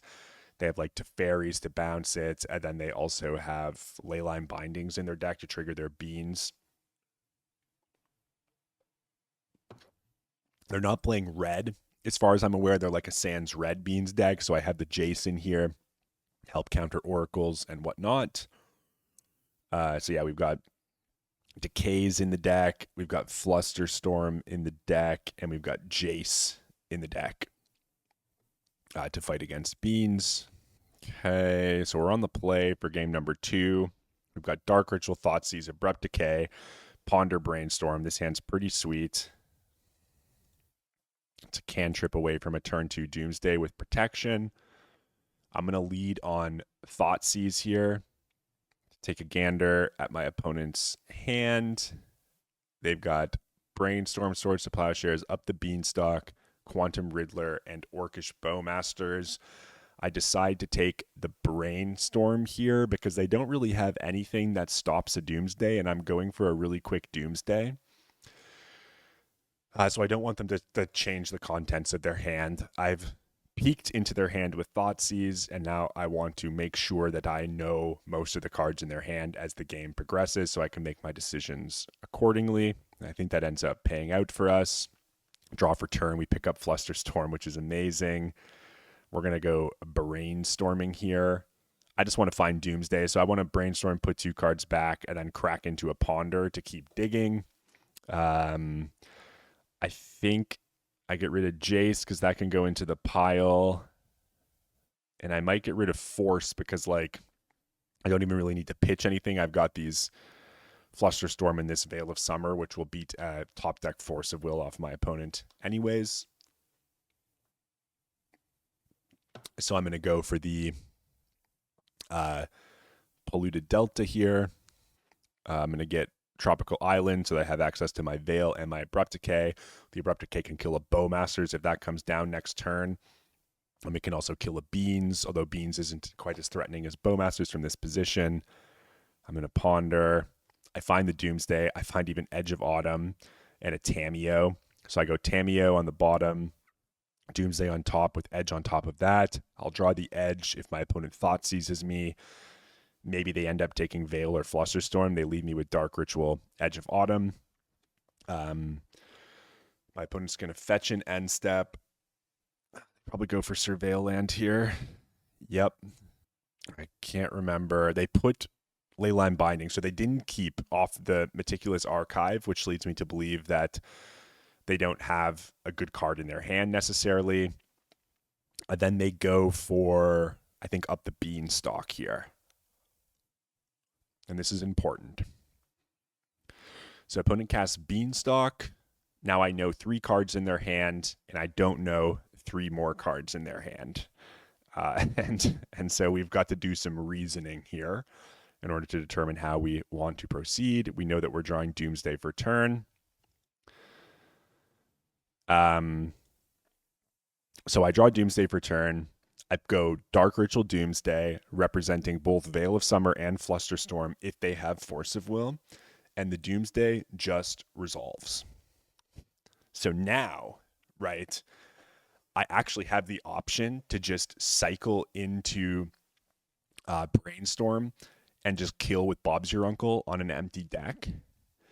that line loses to Force of Will, but in my view, it would be absolutely absurd for them to like have Force of Will and Beanstalk out and not cast Force of Will on this Doomsday. So I take my Doomsday resolving to mean that my opponent does not have access to Force of Will in their hand right now. Otherwise, they would have cast their Force of Will, triggered their beans. Why did they play their beans? Well, they probably played their beans because they also have this Quantum Riddler in their hand. So next turn, they can Warp Riddler, draw a bunch of cards to try to find the Force of Will and the interaction that they're looking for. My opponent's tapped out here, which means that consigned to memory doesn't matter. The only card I believe that actually matters here is Force of Will. And my thought process was that if my opponent had Force, they certainly would have forced the Doomsday, because if they don't force the Doomsday, I can set up this like Caverned Oracle pile over the course of many turns. Against a deck like Beanstalk, right? So you might think that I do go Bob's Your Uncle here and I do win, okay?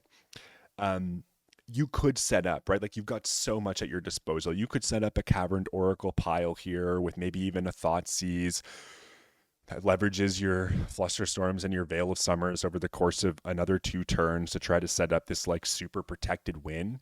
But my experience against Beans is that like the state of information can change so quickly. If my opponent draws a Brainstorm for their turn, if they draw a Ponder for their turn, they've got their Beans up, it gives them access to Bowmasters. Suddenly the range of things that my opponent could have like opens up so wide if I pass the turn here. And so I have to like hum and haw and decide whether or not I'm going to build one of these slower, cautious piles that tries to win in a few turns, but then opens up to shit like Endurance, Consign, double Bowmasters. They could draw the Deafening Silence, which is really good. And so I think I start by pondering this like cavern pile, but then I'm just like, you know what? I actually don't think you have Force of Will, and I'm willing to present just a Bob's Your Uncle kill here, and I'm willing to let my tournament fall to the shitter if you have the Force. If you sandbag Force, then so be it, right? Um, so so yeah, I'm eventually like, oh, maybe I can do a double Oracle pile or something with the Cavern too. But I just ultimately decide, you know what? Let's just go all the way down. Let's just go Bob's Your Uncle and make them have the Force. If they have the Force, I'm fine to lose here, but I don't think you have the Force given the way that you played. I'm going to take the fact that you tapped out on 2 as an opportunity for me to kill you instead of like using these protective spells. And kill them is what I do. And my opponent afterwards gets kind of salty in the chat, being like, I can't believe you would build a pile here that loses to Force of Will. And I just kind of told them, like, I believe that that you would have forced this Oracle if you had it. They said, why didn't you build a Lotus Petal Cavern of Souls pile?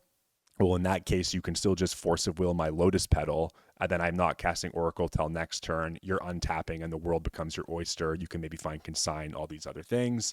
The conversation ended with them just being like, I hate Doomsday, and they left, and I left thinking, I love Doomsday.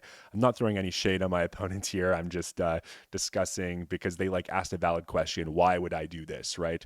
Why would I just throw it all?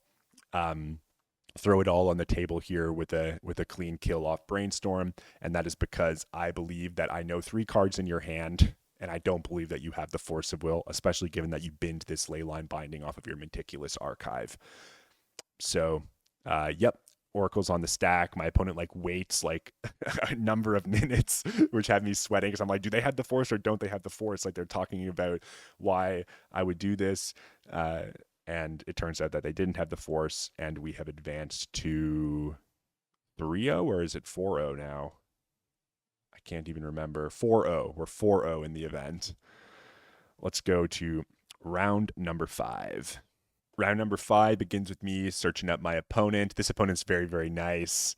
Their last result was on Sneak and Show, so I'm like, okay. This hand's not that good. You can play Cavern, name Wizard, jam Tamiyo, have like a pedal to cantrip into something. Not really the game I want to be playing. This hand's much better. I think they're on Sneak and Show, so I'm like, yeah, having a turn 1 Tamiyo against Sneak is pretty sweet. So we're on the play. Underground Sea, Tamiyo, pass. Turn 2, Brainstorm, flip Tamiyo after making a clue. Try to find a way to put this Doomsday on the stack or a Force of Will to stop a show and tell. These are all good things. But opponent leads on Urza's Tower, and I'm like, all right, here's Forge. So now it's about putting this Doomsday on the stack and beating their cards, like Kozilek's Command. Drawing Force of Will there was so clutch. Slam with the Tamiyo. Make a clue. Brainstorm. Flip Tamiyo. Put back Island. Doomsday on top, sure. Tamiyo flips. Land. Plus Tamiyo. I could ponder here, but I know that I want the Doomsday on top of my deck, so I'm just going to hold the ponder. Opponent plays Tomb. They play Tezzeret. I think I just let the Tezzeret go. I can't, yeah. I'm not 100% sure what it can all get. So they minus. They go hunting. They grab Lotus Petal. They take up their Tezzeret. They pass. I think it's fine to let the Tezzeret resolve in this case. It doesn't immediately screw with our Doomsday, and if it tutors something that does, we can always force that. So here, I've got Island. I've got Brainstorm in my graveyard and 2 Force of Wills in my hand. So I just decide I'm going to Tamiyo minus on Brainstorm. This gives me double force. I'm going to jam Doomsday, and there's no way I'm going to lose this game. I believe I was right about that. We're against Forge here. I might build a double Oracle pile even to not die to the first K command. Yeah, just force 3 cyclers, 2 oracles. Double force in hand, feeling pretty secure. We build the pile, we pass the turn. Double force up. Our opponent's probably looking at the exile, just being like, oh shit. They jam the 1 ring. I just let the ring resolve. The ring is not going to do anything here. I mean, they're going to see 3 cards off their Tezzeret, but I'm not convinced that those 3 cards are going to beat my 2 forces. So I'm like, yeah, just tap your mana. That's fine.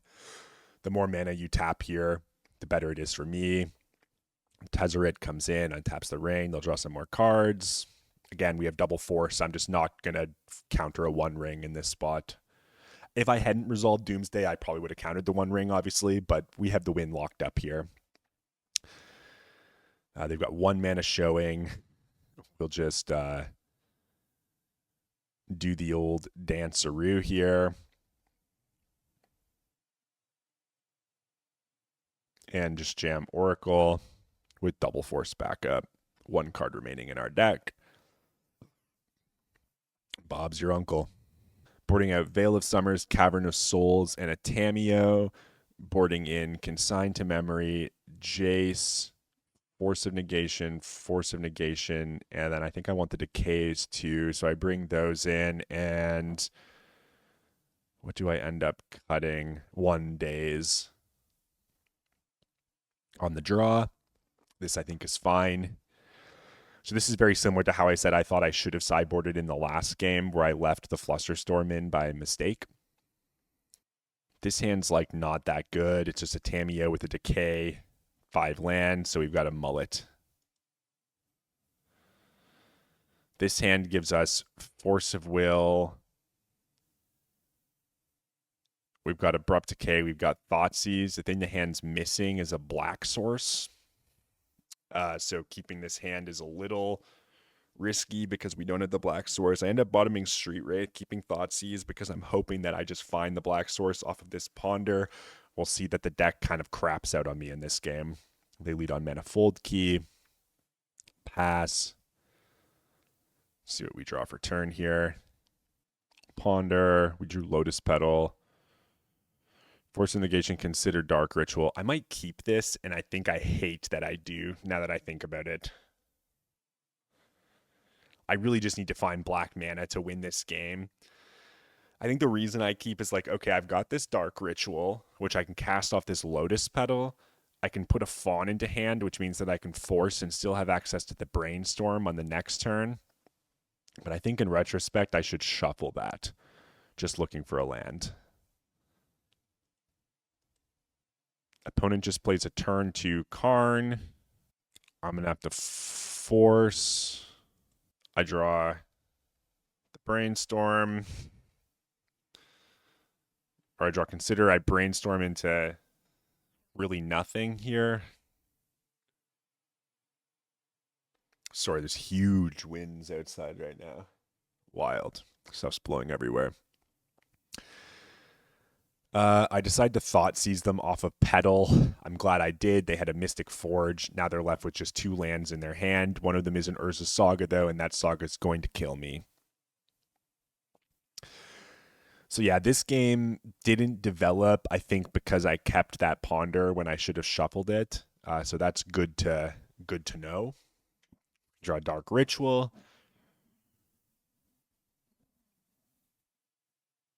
Do I play Tamiyo? I can't play Tamiyo here. Yeah, I don't like this. They have an active Urza Saga. What am I thinking? I think I'm supposed to consider looking for land Doomsday or Brainstorm even. Yeah, playing Tamiyo here is like a fool's errand because the Tamiyo is just going to die to constructs. I don't like that at all. I think you're supposed to be digging for Doomsday in this spot. We draw Abrupt Decay, which is a clunky dunky. I'll attack with Tamiyo. I'll make a clue, and then I like Brainstorm to flip it. That pads my life total for a turn, but these constructs obviously are just going to roll this Tamiyo over and crunch it into the dirt. So yeah, in retrospect, should have Force of Willed last turn, or sorry, Brainstormed last turn. Finally find the Black Source on turn 4. Again, difficulty finding it because of my foolish choice not to shuffle that Ponder. I got caught up in the sauce here a little bit, I think. I probably put back like Tamiyo. I wonder if I'm supposed to put back. I was going to say Tamiyo Consider, but then I don't have Force. This is a tough spot, right? So we have the Decay to answer one of the constructs, which is kind of interesting. It's possible I was supposed to jam Tamiyo here as well to block Tamiyo. That might let this Tamiyo live a little bit longer.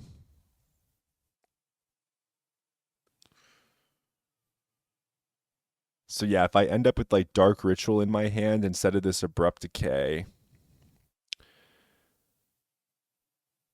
if I end up with Dark Ritual Consider in hand, I can play Tamiyo, block the construct, and then on my next turn, minus the Tamiyo, pick up like Brainstorm and try to Brainstorm into like something that wins with Doomsday maybe.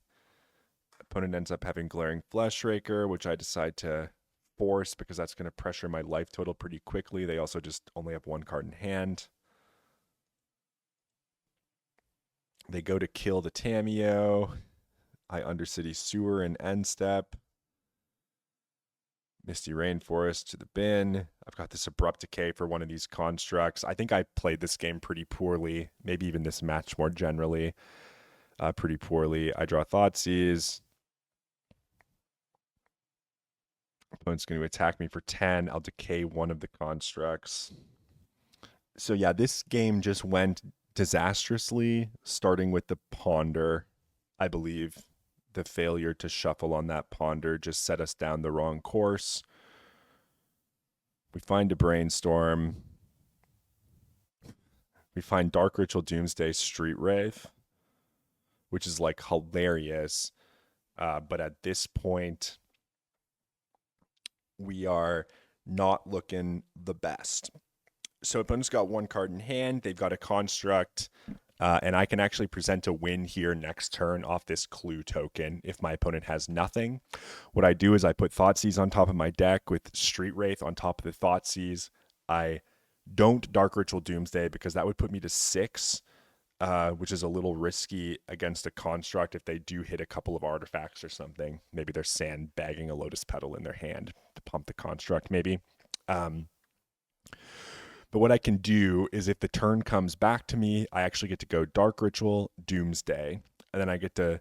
So opponent will hit me to 8. I Doomsday to 4.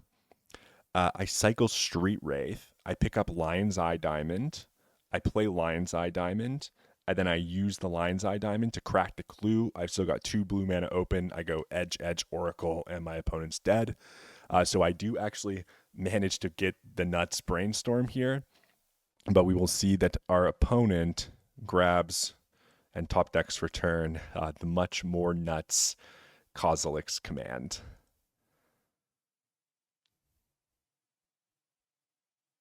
A Kozilek's Command for 9, my opponent does. And then that stacks their deck into Karn Lattice. So we did actually get to present, like, I can win the game next turn, barring my opponent doesn't have any means of interaction. They'd been bricking the past couple of turns. We just needed to brick them again. So while I did make a couple of mistakes earlier on in the game, I think I did end up in a position where I had an opportunity to win off this Dark Ritual Doomsday with a really lucky Brainstorm. But our opponent top decked the Kozilek's Command, and they topped 4 cards, and they have 9 mana off their Eldrazi spawns. They just slam Karn here, which turns off our clue, turns off the Lion's Eye Diamond, the whole pile that I was describing, and just lets them, in fact, lattice us, and we're done. All right, so we're 1-1 against 4'd there. The mana did not develop in the way we wanted, in part because I didn't shuffle my Ponder, and we're on to game number 3. I decide to cut Abrupt Decay, bring back another copy of Daze while I'm on the play. So I like that subtle adjustment. I see this hand. This hand is not that good, right? We don't have a blue card to go with our Force. We got a Cycler, and then the rest of the hand's just mana. You ship these. This hand is a 6. I'm like, okay, this hand's like not the best. It doesn't have a cantrip. It's really, really reactive. In retrospect, I want to mull this hand to go to 5, but there's a lot of hands that my opponent could have that this hand is pretty good against, right? So like I'm on the play, I can Thoughtseize you, I can take your Grim Monolith to slow you down, and then I can or I can take something else and I can daze your Grim Monolith on 1, and then I can Force of Will your Karn. This can buy me enough time to get the cantrip that I need to try to start setting up my combo. We will see. So this hand is really good against any hand like that of our opponents. But we're going to enter onto a Thoughtseize here, and we're going to see that we are just totally fucked. So opponents got Manifold Key, Lotus Petal, Grim Monolith, Tezzeret, Lotus Petal. Crucially here, though, is this Urza Saga. I take the Grim Monolith because it combos so well with the Tezzeret. This means that what I was expecting to happen potentially was my opponent to go Planar Nexus, Petal, Tezzeret, and then I can daze the Tezzeret and still have Force. But my opponent's a fantastic Magic player. They realize that the way that they might win this game is from Saga beats. And in fact, my hand is equipped to beat everything really but Urza's Saga. Nothing that I have in my hand stops Urza's Saga. My opponent, instead of playing the Planar Nexus, jams Urza's Saga off the top, hoping to use their Lotus Petals to generate constructs. We draw land for turn, we pass, I see this Saga, and I just know that I'm dead. I'm going to have to get very, very lucky to beat this turn 1 Saga. Take the Saga out of our opponent's hand, and we're playing Magic for a number of turns with the hand that I kept. Give them the Saga, and we're dead in 3 turns. So yeah, opponent jams their thing. They play out all their petals. I'll go sewering and end step, digging for anything that might get me out of this. Misty Rainforest isn't going to do it. It goes to the bin. We draw Thoughtseize, which is terrible into the constructs, but I kind of feel like I have to take it because, I don't know, my opponent may have drawn something of consequence. We just take the Tezzeret, just leave them with 2 lands, and the Saga's just going to kill us. So the lesson to take away from here is that, to beat Mystic Forge, you want to be proactive. You need to either trip them up and then combo, which is what I was trying to do with this hand, or to combo ideally and then trip them up. I kept the defensive hand. One thing that I say when I'm evaluating Doomsday hands a lot on this channel is like, oftentimes I see a hand and I'm like, this is the kind of hand where I feel like I'm just going to wait around to die. Um, and that is exactly what happened with this hand. Like, I just look like such a fool here, right? I'm just taking 6 to the face. I've got Force of Will Daze in my hand. I'm not even sure that a Hail Mary Brainstorm gets me out of it. It would have to be like Brainstorm into Dark Ritual Cycler Doomsday. We draw Polluted Delta and we're just dead on board. And this is how you lose your best matchup. Don't worry though, we are going to meet this player again in the top 8, and we will not keep a reactive hand, and we will win the game. So we have that to look forward to. So that was round number 5. At this point, I blew my 4-0 lead in classic semi style, going in the leagues win, win, win, win. Lose the trophy match. This is par for the course for me. I was feeling super good about the event, but like this is a 9-round tournament, right? Like, and it's on Magic Online, so you don't get to draw into the top 8. You really just got to win. You really just have to win. And being 4-0 felt good because it's like I knew I had one game to give. I did not want to give that game to Mystic Forge in this tournament. That's the last deck I want to give my loss to, right? Because I know that I'm like staring down the barrel. So like Sven, I think was one of the players that beat Eureka in round 1. Sven is like sitting at like 5-1, like 5-0, 5-1. I'm like, there's some stone cold killer tempo players at the top tables here, and I want to take my loss to one of them if I had to take a loss, not to Mystic Forge, which I should be beating, right? Uh, so so yeah, I was like, oh no, we gotta like smarten up. We'll just take each game as it comes and hope to keep getting blessed on the matchup lottery. So even after taking our loss, we were in 11th seat. So my tiebreakers were insane this entire tournament, which helped me get into the top 8 off my breakers. Because like, so the Forge opponent that just beat me goes on to top 8. Like you see the Martin Dominguez, who I beat here, the Beans player, he advances to 4-1, I think to 5-1, to 6-1, and then to 6-3.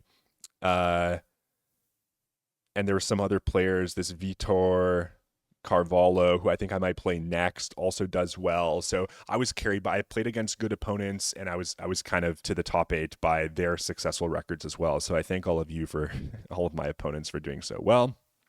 Here we are, ready to fire a search on our opponent as soon as it comes through. Tulio, I think I like looked them up, couldn't tell. They didn't really have any results. They seemed to have more like standard modern results, so I didn't know what they were playing.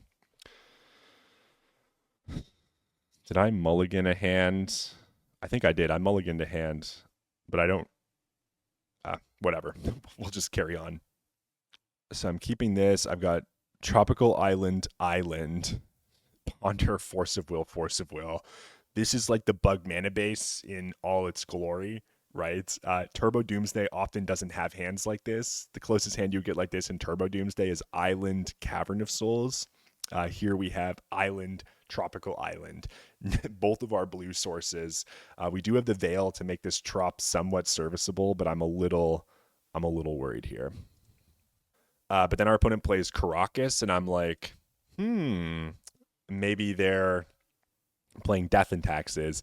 And then they play this Soul Guide Lantern, and I'm like, I'm not quite sure what they're playing. We draw Daze, which is pretty nice. We go Ponder. We see Misty Rainforest, Ponder, Tameo. I think in my tired state, 5 rounds deep, this is the 6th round actually, I might end up keeping this Tameo, forgetting that this Caracas is just going to fuck me. but it all ends up working out. We don't shuffle off the Ponder. We got this Daze in hand, which could be good if they got like a Stone Forge. Again, I mean, Death and Taxes doesn't play Soul Guide Lantern. They play Urza Saga, and now I'm thinking like, oh, maybe this is like a kind of colorless deck that's playing Caracas for Tameo. It has not yet dawned on me that this is lands, even though I think Soul Guide Lantern is a signal that you are on lands. Here I realize that I can't play my Tamiyo unless here I realize that I can't play my Tamiyo into their Caracas unless I ponder into like a cycler here. I go any order. We don't want those. I draw another ponder. I'm going to ponder again. So there were 2 lands in that pile that would have been good at getting my black sources online, but I didn't want another force. The second ponder is also a shuffle, hilariously. Now I draw the Street Wraith. I pass. Street Wraith can help flip Tamiyo in the face of a Caracas activation, which is nice. But yeah, this is just like a triple ponder, shuffle all of them. I think we didn't shuffle the first. But yeah, not finding what we're looking for off these cantrips. I draw Brainstorm, which allows me to protect the Tamiyo from the Caracas. And so we run the Tamiyo out there. We pass the turn. And so this is like an interesting spot, right? My opponent goes to make a construct here. The construct's a 2/2. The Caracas is tapped down, so I have an opportunity to now Brainstorm flip my Tamiyo, but Tamiyo flips with 2 loyalty and then just dies to the construct token. So that's not going to do it. So I can't actually Brainstorm flip my Tamiyo here. I just got to let them have the construct. I really don't want my opponent to make a second construct, and they end up tapping this for mana, which I remember being very relieved that they weren't just adding more pressure to the board, because as we saw last game, I'm coming hot off the tail of just losing to some constructs. Okay, so they're activating their expedition map. They're going to get a land. They don't even get wasteland here. I think they get forest. So like maybe they think that I'm playing like Sultai Tempo or something. I don't know if they didn't look me up or what. I grabbed forest over wasteland. Like they could just wasteland drop, which is pretty good there, right? I pass. We'll go to our turn. We draw Undercity Sewers, which is good to get our black source going. Now I'm going to try to advance my Tamiyo. They let me get a clue, which I like. So now I have clue Street Wraith to flip Tamiyo. I've also got Brainstorm to flip Tamiyo. Brainstorm can also get rid of this Veil of Summer, which has been kind of rotting in our hand for a while. So Undercity Sewers comes down. Thoughtseize is on top. I bin Thoughtseize. I'm like, they're playing lands. I don't think there's anything I want to take from their hand. And then I just decide to pass. My opponent makes an interesting play here. So they actually sack Soul Guide Lantern to draw a card in the end step. I remember being like, oh, great. And then I think they go to Caracas Tamiyo in end step.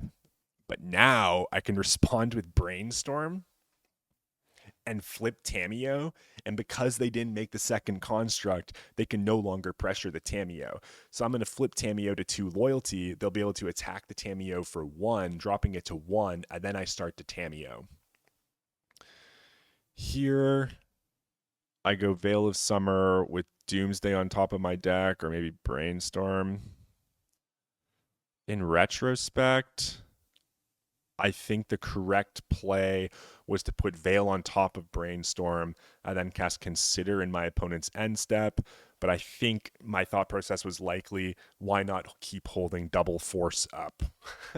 Eventually, they're going to cast something that matters, surely. And then next turn, I can draw the Brainstorm. I can consider away the Veil, draw a fresh card. If it's Dark Ritual, we're off to the races. Maybe I was supposed to force this Malevolent Rumble, but I just decided to let it go.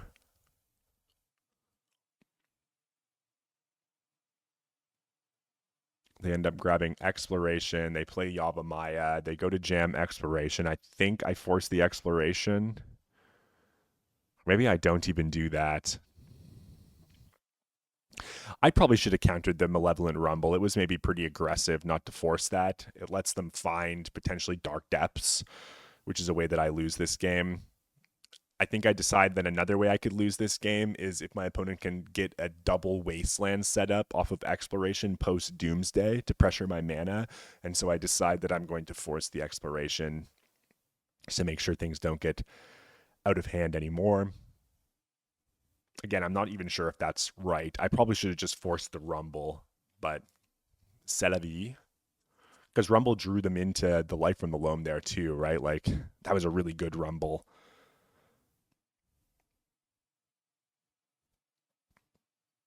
There, we'll draw for turn. It is a Brainstorm. We'll plus the Skipper. We'll consider off islands to get rid of the Veil of Summer. We draw Edge of Autumn. That's a good one. I decide to Brainstorm here too. We're really looking for Dark Ritual. We found the Ritual, and we found the Lion's Eye Diamond. And now I think we've got the win. Let's see what I do. Back Force of Will and Misty. I think this is pretty clear. I don't know why I'm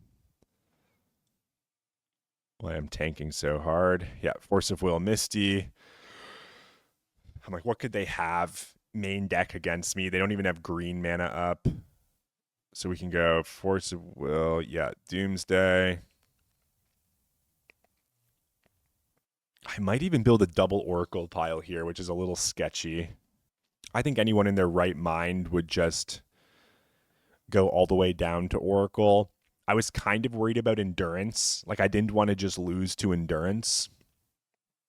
And so I built a double Oracle pile, and it ended up being a little sketchy. So yeah, we go Lion's Eye Diamond. The idea was we just cycle to the first Oracle. It's most likely good enough. And then we have the second Oracle if they do have Endurance or something. It turns out that they had Caracas. What do they have? I think they somehow get, yeah, so tap Caracas off Yava Maya for green, crop rotation for Talon Gates, pays out the Thassa's Oracle. This is absurd.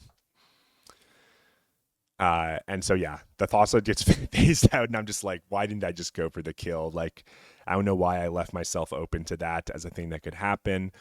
At least it meant I wasn't getting merit laged, I guess. They're going to Life from the Loam here. Because I forced the exploration, I'm relatively safe to double Wasteland. In fact, even if they double Wasteland me here, my last card is Edge of Autumn, Thassa's Oracle. Cycle Edge, draw Oracle. Use Tamiyo to return Edge, adding a blue mana. So Tamiyo can ramp you in this spot as well. But yeah, this was a little sloppy. I should have just gone empty there, I think. I was playing a little too cautiously. I don't know what lands can have in the main deck. I should have just got them dead. It doesn't end up mattering. They end up casting Vibrance, which is hilarious. Like, I was like, holy shit.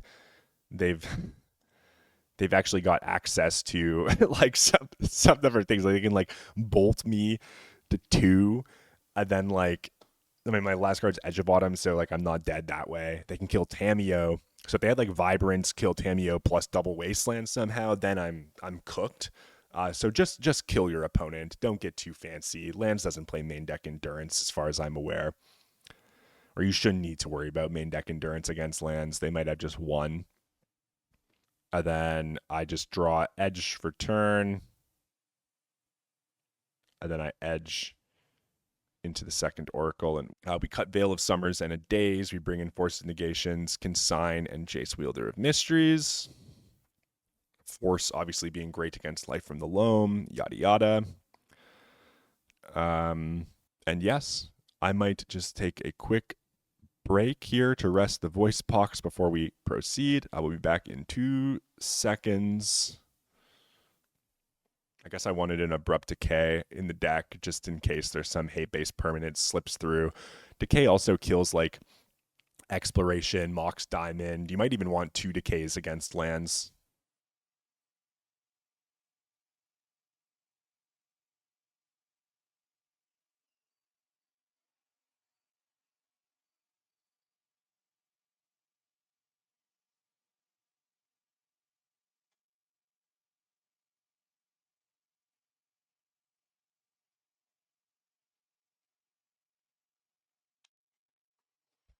Okie dokie.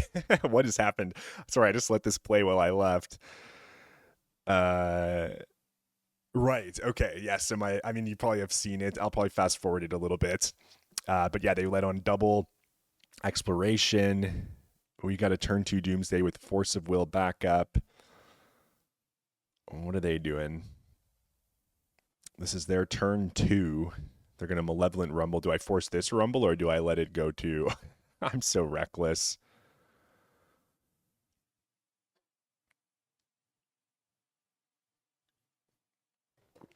I think I'm worried about like Flute realistically. Flute and Merit Lage, I guess. They take Pithing Needle. They play Pithing Needle. I just decide to fetch, Surveil, and then let it resolve. Obviously, if they name Misty here, we just get wrecked, so we can't let that happen. Undercity Sewers, we don't need Thoughtseize. Let's get that out of here. We're looking for like a Cycler or a Dark Ritual. I just let Pithing Needle resolve. I think they named Street Wraith. That's fine. We can build an edge pile. We don't need the Wraith. Yeah, they named Street Wraith. They play Commercial District. They bin Talon Gates. They pass the turn. We draw the Cycler, which is so sweet. And then I'm like, well, you can't Merit Lage me here, so I Doomsday you now. I think I was supposed to force the Malevolent Rumble in this game too. Maybe I disrespect how powerful that card is and how much it could warp a game, and that I just got lucky with the cards that they ended up revealing. So this is Doomsday now with Force of Will backup to protect against Flute. Our opponent's only got one card in hand, and unless they have Skateboard plus Thespian Stage, we're in a pretty commanding spot here. I think I decide... Well, I don't get Street Wraiths, so I need to use fetch lands to empty the pile. So I can go like edge, like edge into fetch land, edge into Oracle, and then fetch. With Force of Will, anything that gets our opponent to a wasteland. This gives us like a bunch of extra lands to help protect against the wasteland situation. So I felt pretty safe going this route. Island on the bottom, Thassa's Oracle, Edge Bottom, Verdant Catacombs. That definitely should have been a Polluted Delta to get the island. I don't know why I selected Verdant Catacombs. I think I was worried potentially about a second Pithing Needle maybe, and so I picked like the least assuming of the fetches, the one of Verdant, but that would like leave 4 Polluted Delta, 3 Misty Rainforest in the deck, meaning that if my opponent was to fetch Pithing Needle naming a fetch land, we get around it with the Verdant. Here they put Ice Till, Explorer on the stack. I'm like, yeah, they've got 2 lands here. I don't want them to just start turning through their deck, so I just force the Explorer, draw my edge, and then get the land down there, and just put an Oracle on the stack. And we got there. So now I believe we're 5-1 in the event. Here we're against Vitor Carvalho. I did a search. I don't remember what the search yielded. I think this is an Eldrazi player, and I think it actually said that they had been on Eldrazi in the past.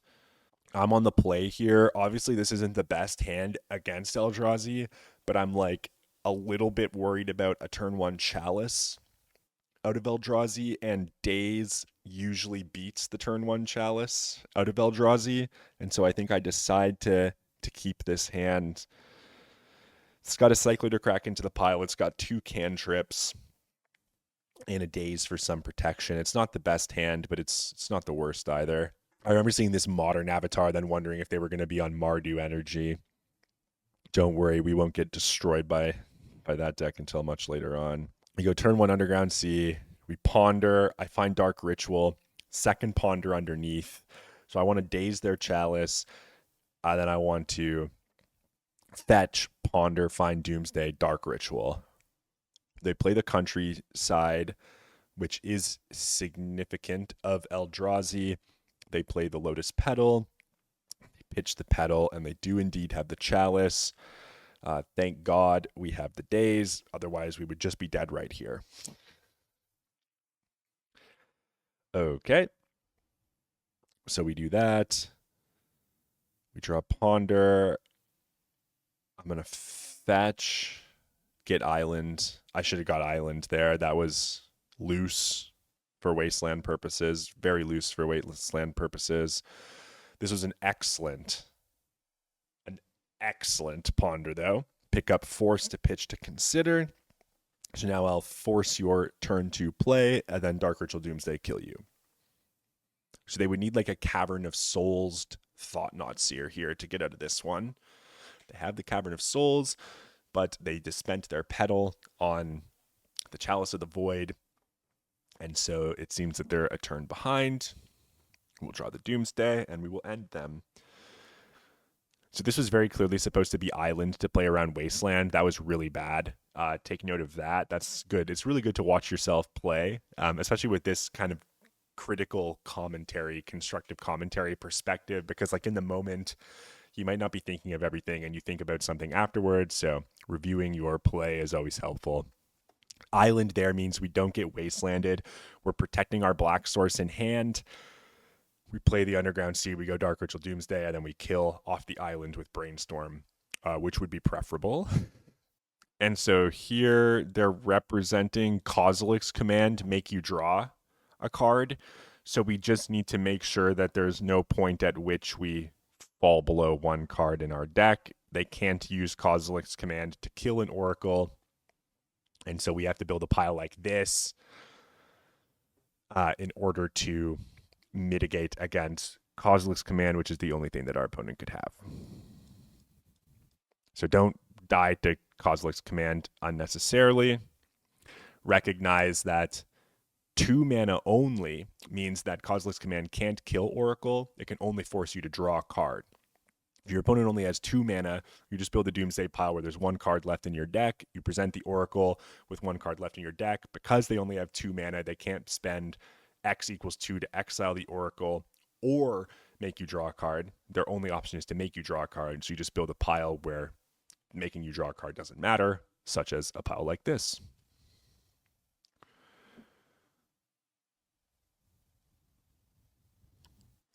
And there we go. Kozilek's command doesn't matter. This matchup, we finally get to use Barrogoyf. This is actually the only time I get to use Barrogoyf this whole tournament.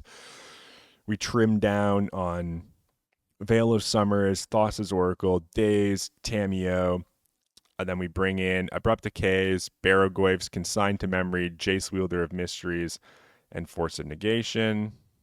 Only 18 blue cards makes me a little nervous here, but I'm like, whatever, this just have to be the way it goes. This hand is pretty cold to...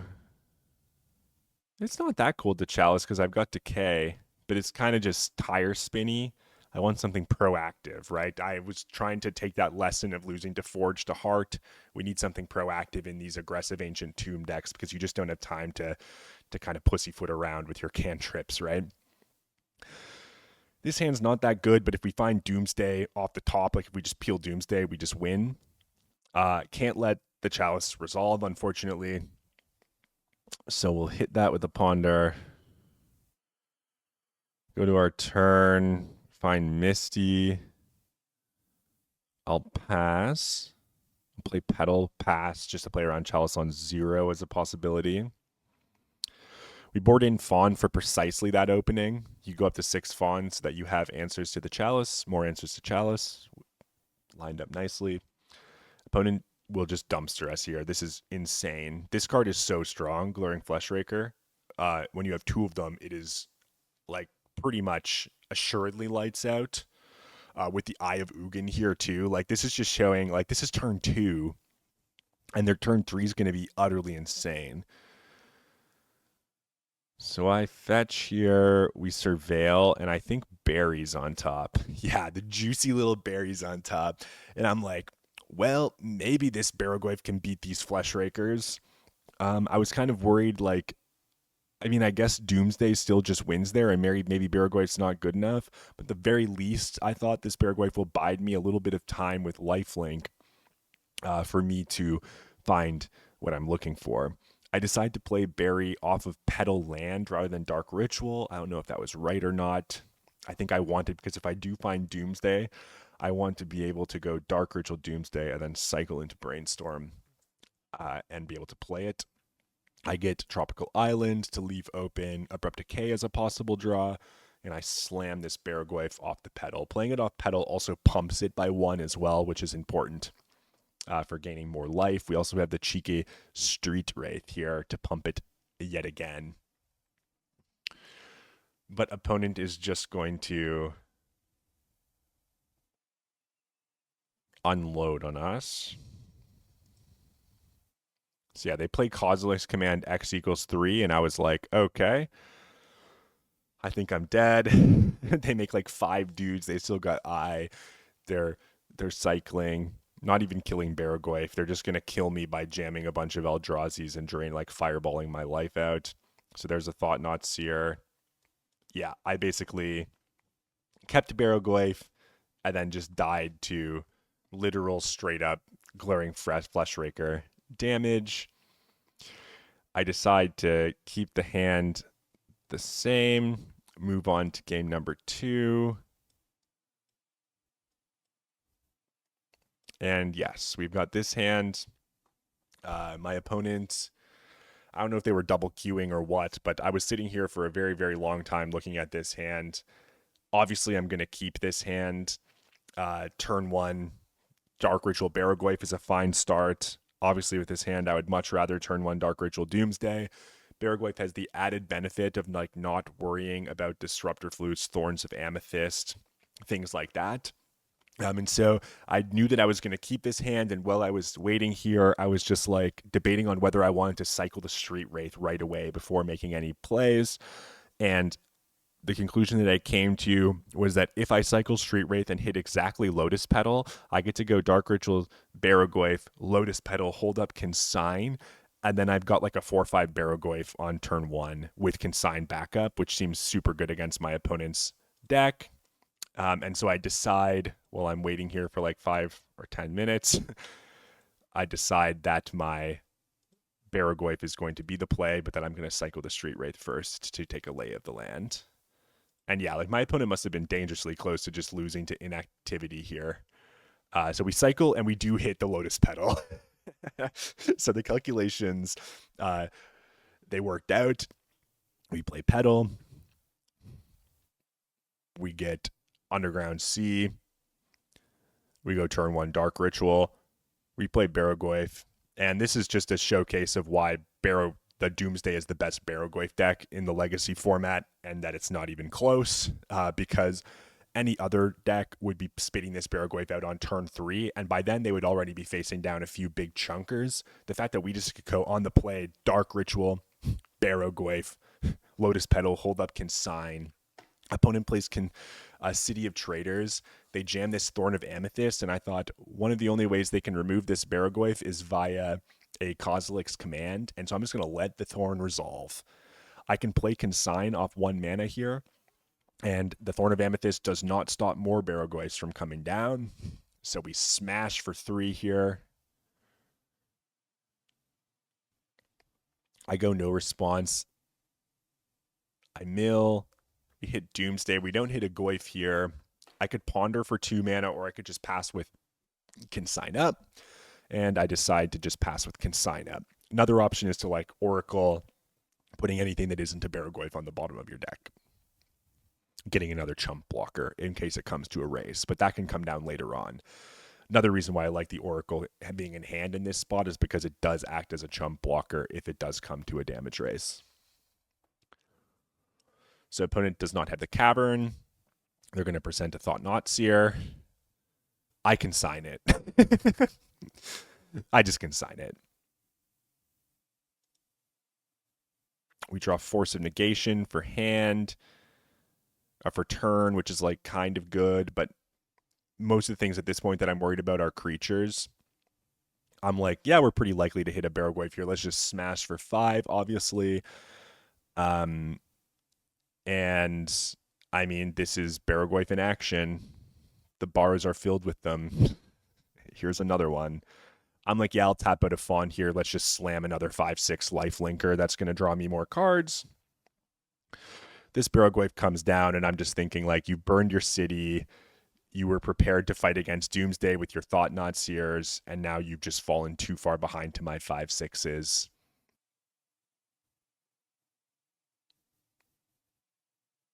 Thought-Knot Seer comes in, reveal my hand. They take my Ponder. Now they've got a 4/4. I've got 2/5/6s. If they block, I draw a card anyways. So I'm just like, sure, attack you for 10. And here we'll see they just decide to take it, go to 2. I don't know what their out is, but we're going to mill another 10 cards here. We're going to pick up a Street Wraith.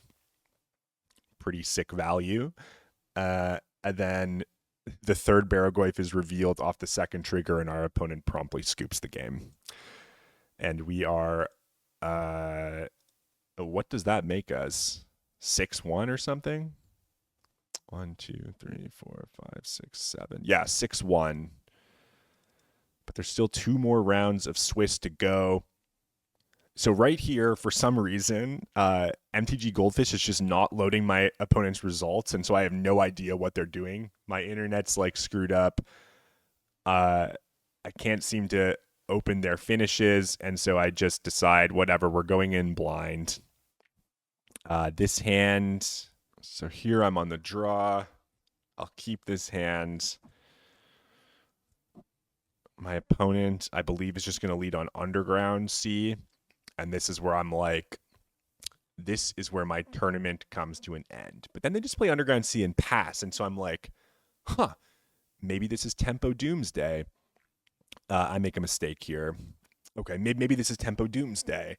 Maybe this is the Epic Storm. In both of those cases, I'm not convinced it's correct to cast this Ponder. The reason I cast Ponder is because I'm like, maybe my opponent will Bowmasters me. This game is a comedy of errors. I'm quite tired, and I'll admit I saw Underground Sea. I got a bit flustered. I got a bit in my head, and I started saying to myself, all right, this is the end of my tournament here. I will not advance farther. I'm going to lose like I always do. The clutch game to blue-black tempo and just be put out of my misery. I decide to Ponder. In retrospect, I think you just played Misty Pass, Hold Up Veil. They didn't Thoughtseize me on 1, so I thought I was safe from Thoughtseize, and that's why I went down this path. Here we've got a bunch of lands. I can't remember if I keep these or not. I just remember thinking that like everything I did in this game was poor. So I shuffle, I find another Ponder. That's fine. We pass. My opponent brainstorms an end step. I remember thinking, maybe they are on something like the Epic Storm or combo. In retrospect, they're just doing this, I think, to play around my Orcish Bowmaster potentiality. They might put me on some kind of tempo, maybe even tempo Doomsday if they looked me up. My opponent, though, is going to punish me for not holding up this veil by singing the hymn to Turok. And here, this flustered me as well. I was like, oh my god, I can't believe I didn't pass with Veil up. Of course, they hit my land drop and my Ponder. Like, they hit 2 cards that are just so crippling. 2 cards that I really wanted. I draw Force of Will. I'm forced to pass the turn, right? So, like, how different that would have been if I had just held up Veil. It's possible they had days to stop the Veil, but how different that would have been, right? And then I make like I compound that error one more time down the line here.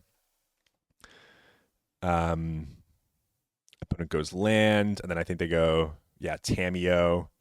I should force this, I think. I let it go. And then I remember thinking I should have forced this. But I kind of wanted also to just say, you know what, I'm going to use my Force of Will to protect my Brainstorm. So they've got Bowmasters too. I'm going to have to Force of Will the Bowmasters now.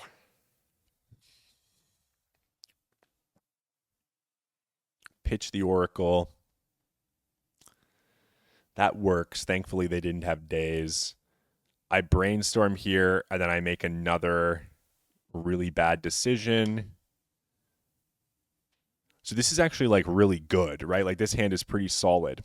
We've got Dark Ritual, Doomsday, and we've got double Edge of Autumn, and my opponent didn't interact with the Force of Will on their Bowmasters, which means they probably don't have Force of Will. What's the sensible thing to do here? The sensible thing to do here is to hide fucking Doomsday on top of your deck. I don't know why. I really couldn't even begin to tell you why I didn't hide Doomsday on top of my deck. But here's the second time that my opponent will sing the hymn to Turok. And we're going to lose our Doomsday and the game as a result. And I just remember being like, I can't believe this. Like, the margins are so fine in this matchup. You just can't be doing dumb shit like this. If I hide the Doom, I think like part of my thought process was like, if I hide the Doomsday on top of my deck, like I realistically would have to hide the Dark Ritual too to really be able to cast it. But then I'm like, the Hymn to Turok still gets me, but they've already played one hymn. Oftentimes these decks only play two hymns, and I'm like, they're like one turn away from re-hymning me off their Tamiyo if they flip it like they are here. But this is just a dominating performance, right? Hymn to Turok, Tamiyo, Bowmasters, Hymn to Turok, Brainstorm, flip, Tamiyo. Like, that's just an incredible start. It could have been mitigated by a Veil of Summer, but I did not make that decision. I decided to ponder instead. And so you live and you learn. You live and learn, friends. Yeah, now we've got shit stacked on top of our deck. And that should be the game. I thought seized them, and they had Barrogoyf Murktide Regent, so they were just dead if they didn't have that second hymn. We would have actually just been able to kill them with Doomsday. So it was close. But I concede, and now I'm quite defeated. This next game is crazy. So against UB Tempo, I cut down to one Lotus Petal, bringing in the two Carpet of Flowers. I cut down one of my Oracles, bringing in the Jace. Retrospect, I don't mind keeping two Oracles in this matchup just to load up on win conditions. I'm going to be put in a very, very difficult position in this next game where I have to pitch my only Oracle to a Force of Will, which means that the only way I can win this game is with a Jace, and it is sketchy as fuck. We cut down on a couple of Tamiyos. I'm honestly not sure why. I think it's just because there's like nothing else that we really want to cut, and then we cut a Street Wraith because Bowmasters is good. Jace beats Consign. Jace also beats Bowmasters, as we will see. And you can also kill Tamiyos and Bowmasters with Abrupt Decay, as well as like stymie a clock by using your Abrupt Decays. All of this will come up in this game. This next game is insane. I really can't believe that I win this next game. I like message Eureka there. I'm just like, I'm down a game against UB Temp. It's all over. We open a pretty nice hand, a turn one Tamiyo with Daze backup. Thought sees you on 2 to probe your hand. An opponent is actually going to respect Tamiyo. I disrespected Tamiyo in the last game. I decided not to force it. They force the turn one Tamiyo, which tells me they don't have a removal spell, so I'm going to daze your Force of Will. This is like a really good exchange for me. I end up with a Tamiyo. You're down your Force and blue card. And yeah, this is awesome. That next turn I can make a clue, Thought sees you, and proceed with the game. But yeah, this is like a kind of ride or die Tamiyo here. Opponent plays Swamp. They Thought sees me. I think they take my Thoughtseize. Yeah, they take Thoughtseize. I draw Force of Will, which is sweet. Attack with Tamiyo. Cast Ponder while their Bowmasters isn't up. Then I think I any order shuffle this.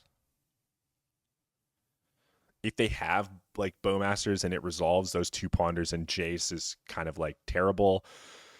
Here's the aforementioned Force Pitch Thassa's Oracle, which is going to make our life very difficult.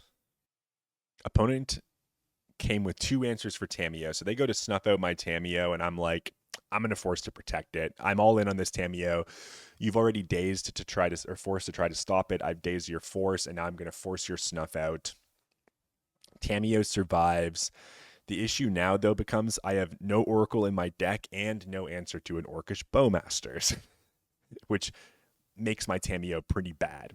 The clues, etc., etc. Sorry, just skip ahead here for time purposes. We go to our hand turn. We draw Doomsday. We don't have the mana to cast the Doomsday. They played Bowmasters. I'll attack with the Inquisitive Student here. We'll investigate. Grab another clue. I pass the turn, being unable to cast Doomsday. My opponent thought seizes, takes Doomsday. I'm left with nothing. I decide that I need to crack this clue, even though it's going to do some damage to me. So we clue up here. Orc Army goes to 2. Draw for turn. Hallelujah, it is Abrupt Decay. This is good. Opponent's got 1 card left in our deck. We've got a Tamiyo. Now I can use my Abrupt Decay to clear open the path off the Bowmasters, which is pretty sweet. So we'll go make another clue. We'll pass, and then we'll plan to go Abrupt Decay, your Orcish Bowmasters, and then consider. Opponent dances on into their attack step here. Oh, they brainstorm first. Oh, I forgot about that. Okay. Yep. Opponent brainstorms. I say, sure. They jam a land. They've got a card in hand. They come in for an attack here. Knowing that Kaito could be a concern and just that I need to preserve as much life as possible, I hit the Bowmaster before saying no to blocks. My opponent's got this army. The last card in their hand is the Kaito. And now I'm thinking, shit. I'm thinking, well, at least they didn't get to return the Bowmaster to get like another ping in. But here comes the bane of nightmares. And here I'm like, my tournament is over. I'm absolutely cooked. If this card connects, you surveil, you keep a card. Like, screw me, right? So they surveil. They tank a long time on this surveil. They put 2 cards on top of their library, which and draw one of them. This also terrifies me. I cast Consider. I draw Doomsday. I go to my turn. I draw another Doomsday. I was like, oh, okay. So what could my opponent have? I mean, the issue with all of this, right, is that, like, I don't have Oracle in my deck because I pitched it. I have to win with Jace here. My opponent went top. I'm like, maybe they kept a Consign. Maybe they kept the Bowmasters because that's, like, pretty good with my Tamiyo down. I'm not sure really what they kept. I think one of the cards they kept actually was a Fatal Push to kill this Tamiyo. I don't think they were expecting me to Doomsday here, but Doomsday I do. So I Doomsday. I know that I'm dead no matter what, probably, to this Kaito. So I Doomsday, and I'm just like, well, how can I put this Jace on the stack next turn? I have to pass. Doomsday is going to put me to 5. The only thing I could come up with, like, I don't think I can get there with protection in any way. That doesn't just die to a Bowmasters immediately. So the way that I do it is I put Lion's Eye Diamond on top of my deck. I put Jace Wielder of Mysteries underneath it. I untap. I play this like really weird Lion's Eye Diamond on my next turn. If Consign is the card that they've kept, they could Consign counter the Lion's Eye Diamond, but maybe that's like a strange thing to do. Maybe it's a bait. Maybe they won't actually Consign the Lion's Eye Diamond. And then I crack the Lion's Eye Diamond for triple blue, discard my hand, crack Clue into Jace, cast Jace, activate Jace, and then mill 2 Street Wraiths, draw Edge of Autumn. If my opponent has Bowmasters, the Bowmasters doesn't actually beat the Jace there because the Bowmaster trigger goes on the stack, and then I cycle in response to the Bowmaster trigger. The replacement effect off Jace happens, and I win the game before the Bowmaster triggers resolve. So this hand beats Consign if they don't Consign Lion's Eye Diamond, and it beats Bowmasters.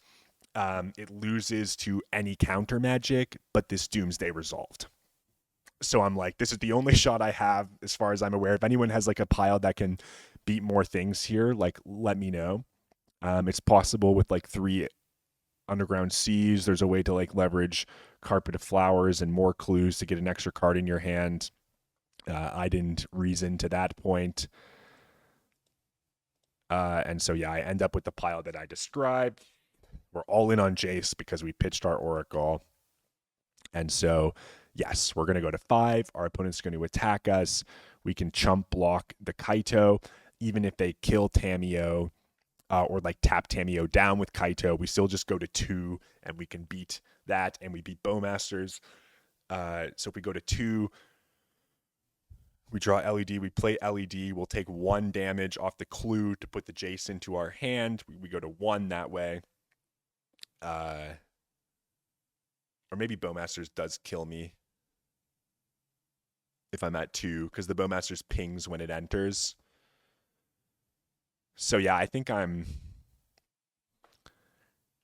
if they have Bowmasters plus Fatal Push, I'm screwed here. But they went top off their Kaito. This is so risky, but it's the best I could come up with. So opponent did indeed keep Push as one of their 2 topped cards. So they kill this. They attack me to 2. And then they surveil again. They put Wasteland into their graveyard, which would have killed me. And they kept another card on top. I don't know what it could have been, but at this point I'm dead anyways, so we're just going to execute the pile that I made. Lion's Eye Diamond enters. Crack Lion's Eye Diamond. Tap this for a black. Yeah, we're even dead to the Wasteland that they bottomed. Like, that's crazy. It doesn't make sense for them to Wasteland me though, right? Because like I have so much mana out. I guess Wastelanding Underground Sea does kind of make sense. Yeah, I don't know. Opponent could have won this game if they kept the Wasteland. This was such like a bizarre situation. Maybe my opponent had a false sense of security. But now it's like, if Bowmasters is the card you've got, I mean, you would have played it in response to the clue and I would have died. So you don't have Bowmasters. Consign doesn't do anything. And yeah, we play Jace. We mill 2 cards. We cycle Edge. No cards in deck, and we win. So that was unconventional, but I was like, okay, you're saying there's a chance. You're saying there's a chance. Here, I keep this hand. It's pretty bad against Thoughtseize if my opponent Thoughtseizes me, but I like that I have Carpet of Flowers. I like that I've got a bunch of mana. One of the things that Eureka told me was that it's really important to get your mana under you against this blue-black tempo deck. We top deck Dark Ritual like a goddamn champion. And I just decide, yeah, they mulligan. They got 5 cards in hand. I'm like, yeah, let's just send this Doomsday. I mean, we got like Undercity Sewers to dig on the following turn. We can Edge cycle in response to a Wasteland. We've got things. The Doomsday just resolves. What fine margin. So like watching that last game back, like the fact that I won was so narrow. So much had to go right to win that game. Insane. I'm kind of speechless about it. We're building a pile here though. So Wasteland is important to worry about. Consign is important to worry about. Force of Wills that they might draw are important to worry about. So I build a fairly robust pile, and knowing that I've got the Carpet of Flowers. I might even add a Jace into this pile as the last possible card. So this is a bit of a weird one. The plan being to pass a couple of times. So I end up with these cards. I've got Edge in hand already. 2 extra lands in the face of Wasteland plus Carpet of Flowers.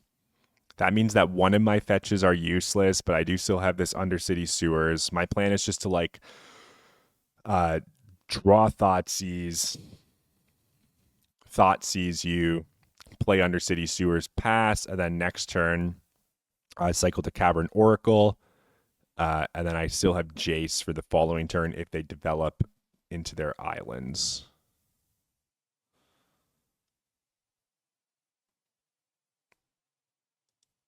So I pass. Opponent Undercity Sewers in end step.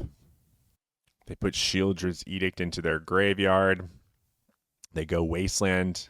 I cycle Edge in response. This sets me back a little bit. I'm like, ooh, okay, that Wasteland's a little annoying. I actually like all of the cards in my pile, so I don't even use the Undercity Sewers here to fade a draw step. But I do need to play the Undercity Sewers because it enters tapped. This fetch land still gets my other card, my Tropical Island, which can play this Carpet.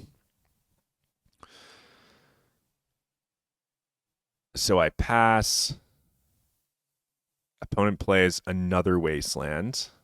A Wasteland Undercity Sewers. I'm like, okay. Yeah, you got the double Wasteland hand. Again, we built a fairly robust pile to beat Wasteland. Now we're going to draw Oracle for turn. That's going to put Oracle into hand.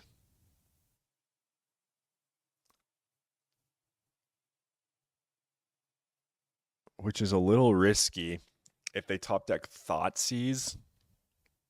They haven't really been doing much.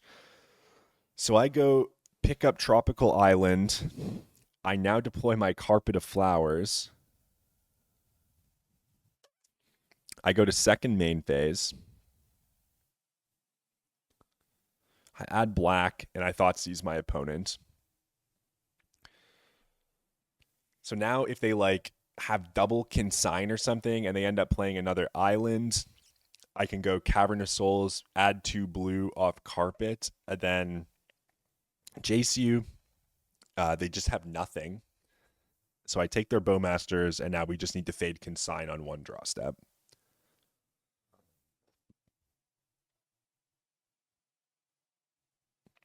Opponent plays Polluted Delta. They pass. We draw. So this here could have been like another Thoughtseize even, the way that it panned out. But the double Wasteland, like if we didn't get double Wastelanded, we would have been able to present Thassa into Oracle as I had intended. It's just that the double Wasteland set us back. But because they spent their time double Wastelanding, they weren't able to develop in other ways, which meant that this Oracle does work. And we beat the Blue-Black Tempo Menace, maintaining our X1 record. I think this put us to 7-1. My tiebreakers are 71%. I had the highest tiebreakers out of any player in the tournament when I was observing that. And I don't know really how tiebreaker math works and stuff, but I was pretty confident with 71%. I was messaging with Eureka, and he was like, I'm also fairly confident that even if you lose this last round, you'll sneak into top 8 in the bottom 3. That is indeed what ends up happening. So here I am against Double Strike. I looked them up. Their most recent result is with a Boros aggro deck. I have not played against Boros aggro too much at all. But I remember being quite thrilled with this hand. We're on the play here. This is a turn 1 Thoughtseize into turn 2 kill off Doomsday. So I'm like, yeah, this is the kind of shit that I'm looking for. This is the kind of stuff I would have loved to draw in the top 8 against Mardu. So yeah, their hand just does nothing. I think I just take Ocelot Pride because they have 2 Guide of Souls. They have to top deck Thoughtseize, but I'm pretty sure they're on red-white, so they don't even have discard. I play out Petal. Oh, no, I don't. I don't play out Petal because they're not on discard. I didn't want to get like Prismatic Ending or something stupid. So yeah, they go Windswept Teeth. They go Guide of Souls. They pass. And I just kill them. I will let you watch that while I fill my water. Enjoy.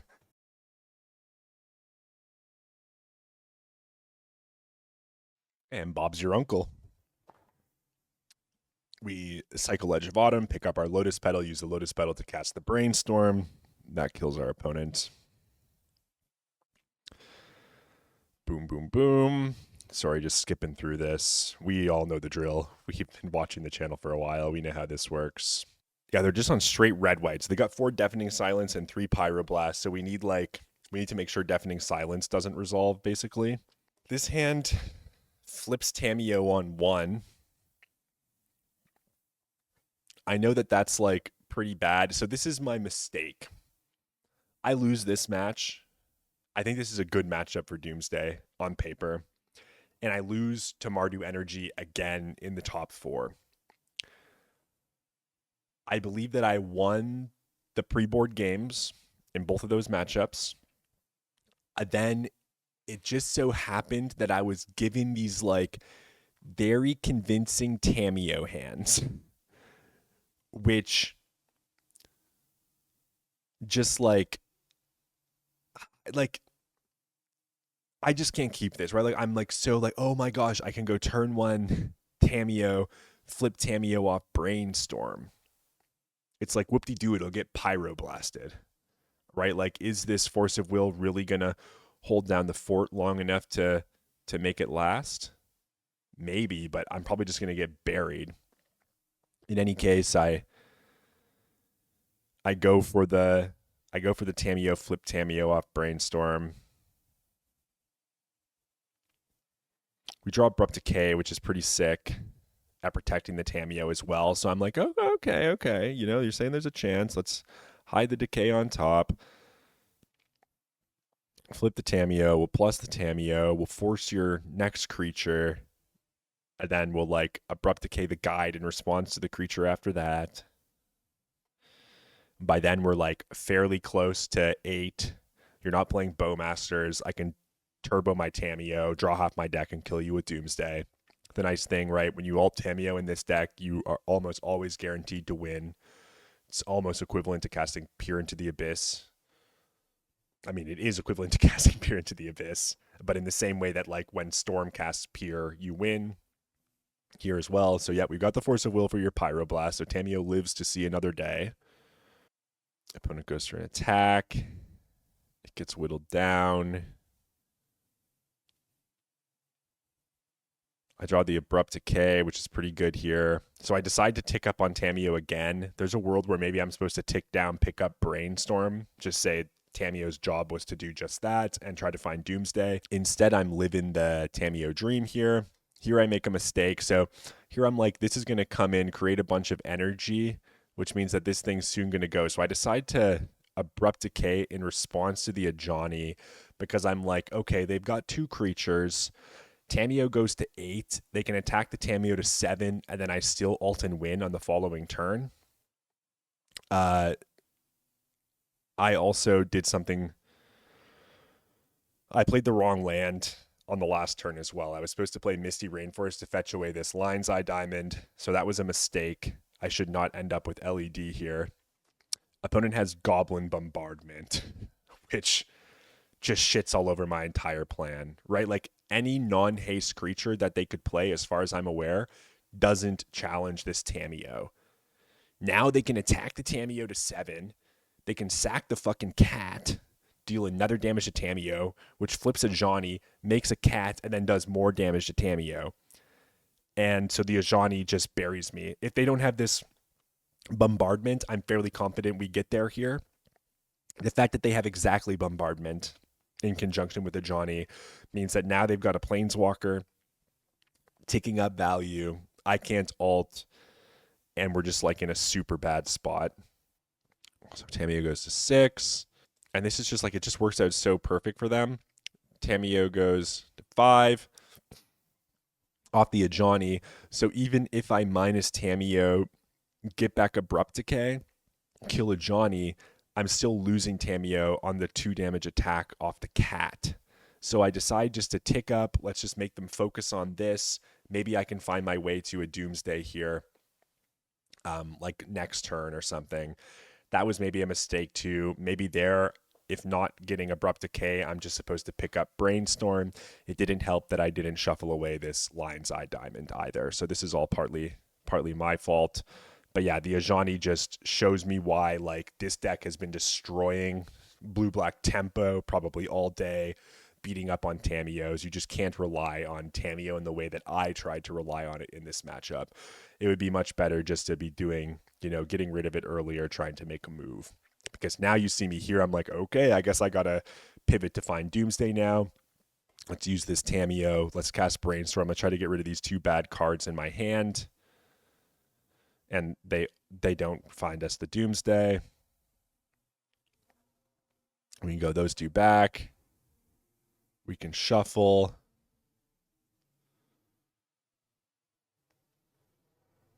Underground Sea, cast Ponder.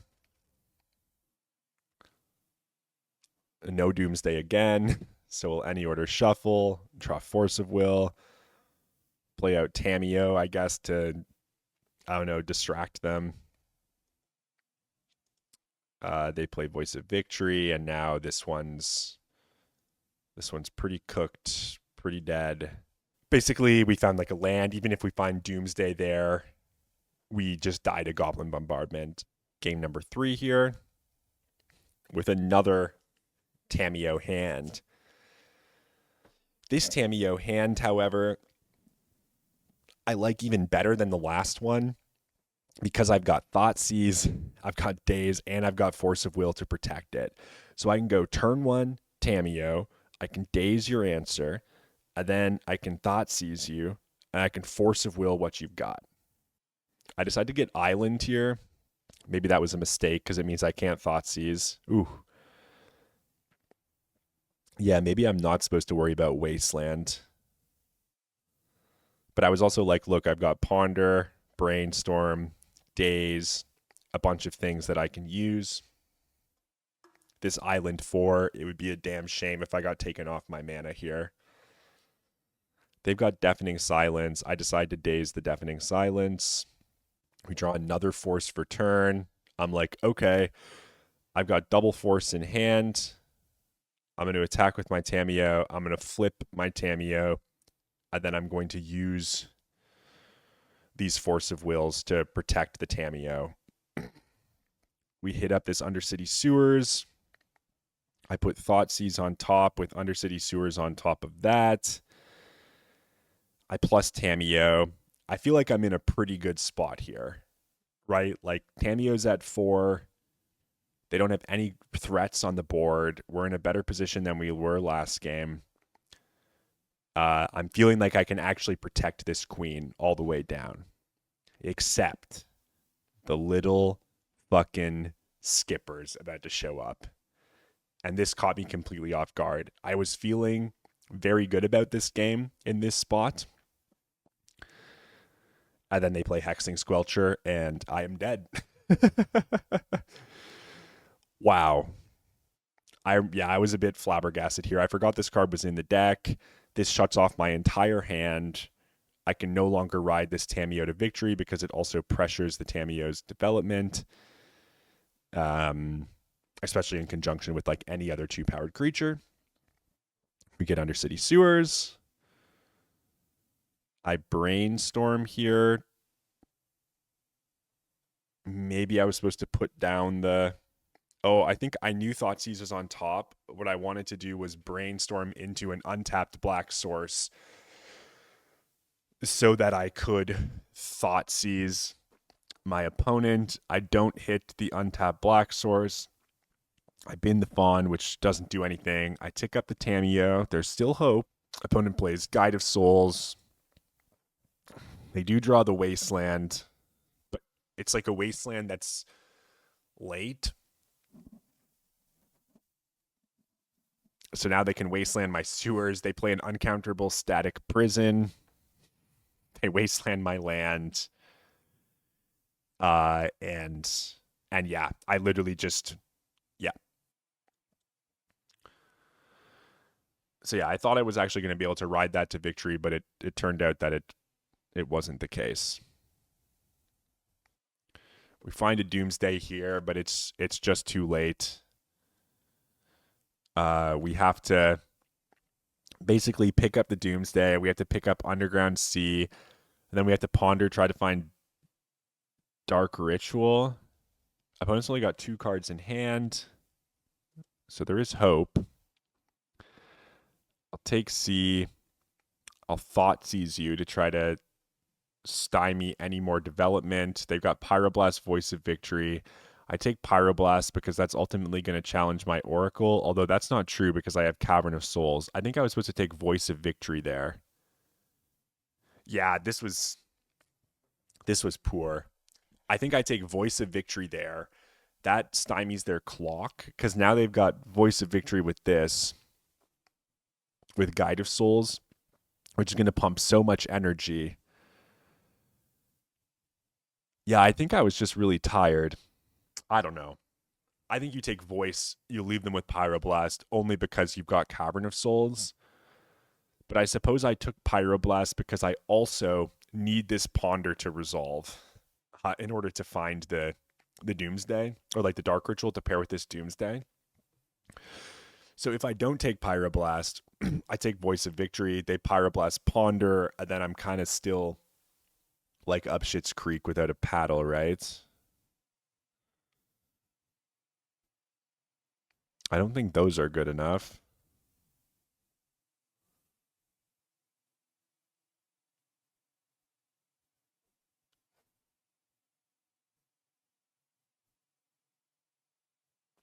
Draw Fawn.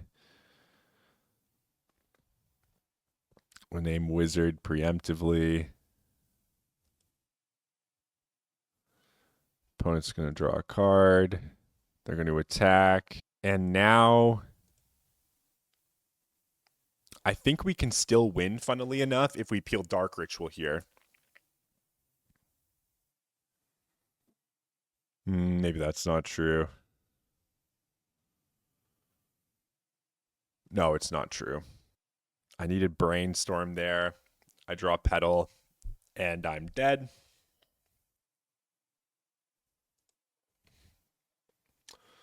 Wish my opponent good game. And I fell here to 7-2. Again, the Squelcher really caught me off guard. Be prepared for Squelcher, folks. Squelcher is a strong Magic card. So I fell to 7-2. I had no idea if I was going to make the top 8 or not. I knew that 1 or 2 7-2s would.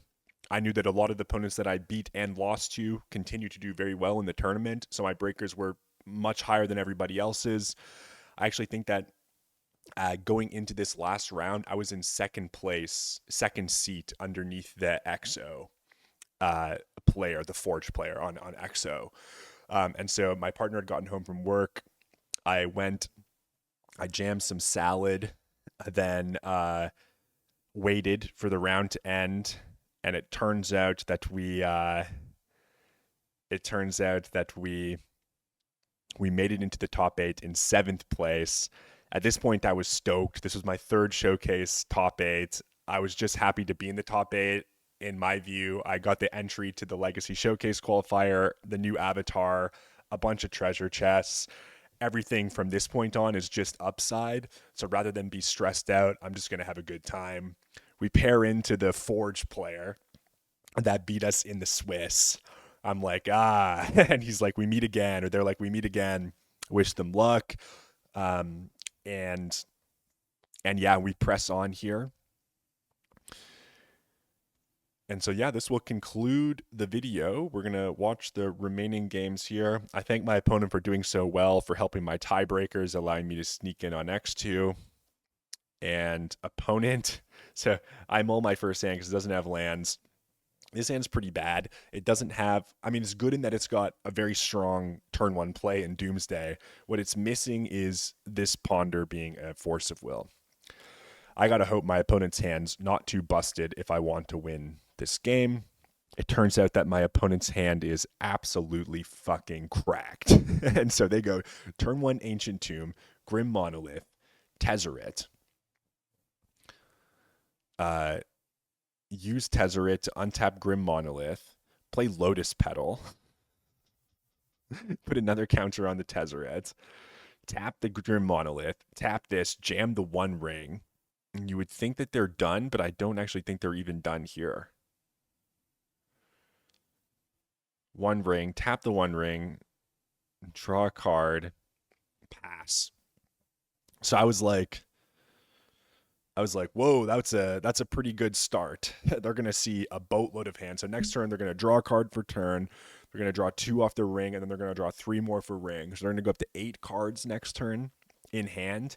And all I can do is put this Doomsday on the stack. I can ponder here looking for something, but I don't think that's a really good play. It's like what? I ponder, I hit like Force of Will. I force one of their things, but they're drawing like 8 cards. They've got a shit ton of mana. Uh, and so I just decide, yeah, let's just put Doomsday on the stack. Whatever. So I think I build a Doomsday pile. I decide to put Force of Will in the pile just to keep my opponent guessing. So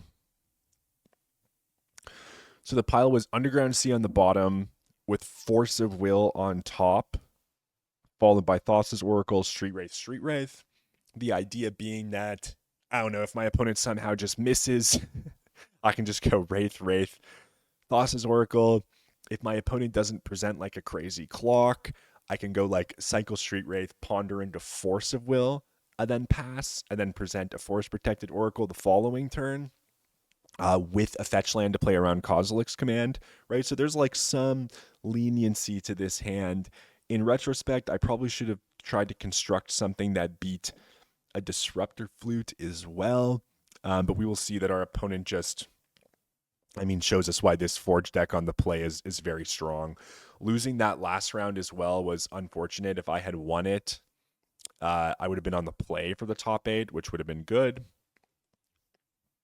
Opponent hits like the Manifold Key. They hit a Glaring Flesh Raker.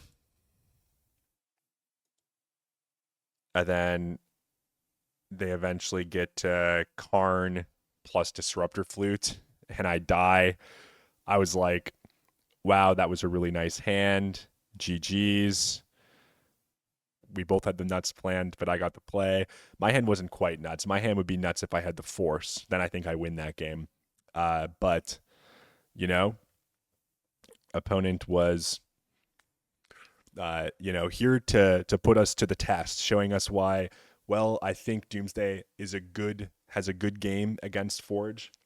Sometimes, it doesn't crack your way, as we found out in the Swiss, but I was hoping not to let that happen here. So I make the same sideboard plan this time. So Eureka didn't recommend bringing in decays in his guide. This time I decided to follow and not bring in the decays. So I left the dazes in, especially while I'm on the play. I think that's a good habit to get into. Dazing Grim Monolith can be strong. We're missing all the fun. And then, yeah, a one good hand deserves another. We just open the turn 1 kill here on the play. And so, yeah, I just kill my opponent very quickly. Polluted Delta, Underground Sea, Dark Ritual. We lose the Mindbreak Trap here, but I'm not playing around Mindbreak Trap. Mindbreak Trap can suck a D's nuts, as they say. And so, yes, I'm just going to send a quick message here while you're watching me construct this very simple pile.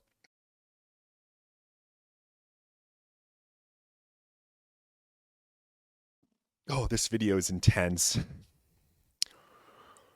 It's a lot of talking. Yeah, it really doesn't matter what I do. I'm just going to skip ahead because I'm starting to get a little antsy here. But yeah, so with 2 cyclers in hand, basically you cycle, put Lion's Eye Diamond into your hand, you play Lion's Eye Diamond, cycle the second one, go to Oracle, and Bob's your uncle. And now it's time for game number 3. Game number 3 is interesting. We have a Tamiyo, Ponder, Dark Ritual, Lion's Eye Diamond hand. But I guess I mulligan it because it just didn't seem like it was going to be a game-winning hand.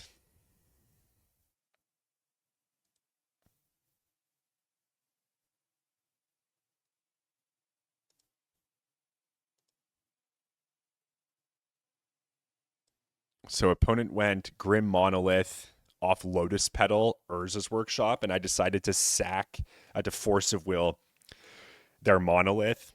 This ended up winning me the game. I did it because I had Thoughtseize too. So if they have like second Monolith, I can take that as well and just like cripple their hand. Uh, or I can take like the most potent 4-drop. It turns out, yeah, they've got some clunkers. I end up taking the Flesh Raker here. I think my reasoning, so I was like kind of torn on what to take. Flesh Raker can kill me, and if they do just hit Ancient Tomb, they can go like Flesh Raker, Mox Opal, make a Flesh Raker dude, Voltaic Key, make a Flesh Raker dude. Then I'm starting to be in a world of hurt.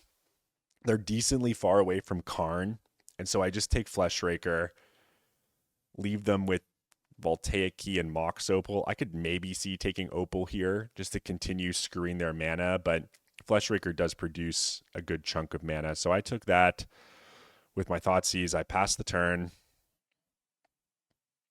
And you play Voltaic Key. I draw a Daze, which I love. But now we need to like get to finding Doomsday ASAP. I don't find Doomsday. I decide to any order shuffle. It's possible I could have kept Tamiyo Force there. Maybe I was too hell-bent on trying to find Doomsday.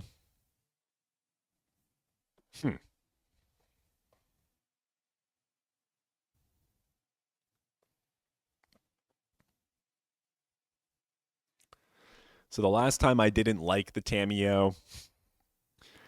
This time I decide, well, it's about the best that I've got. So I put both Dark Rituals back on top of the deck, knowing I'm going to draw one of them. I play Tamiyo, and then next turn I can make a clue, draw a card, cycle Wraith, draw a card, flip Tamiyo plus, which is pretty strong. Opponent's still just tanking. I feel bad that, like, I mean, yeah, forcing the Monolith really worked out. But now we've got the Tamiyo going. Tamiyo's going to start drawing us cards.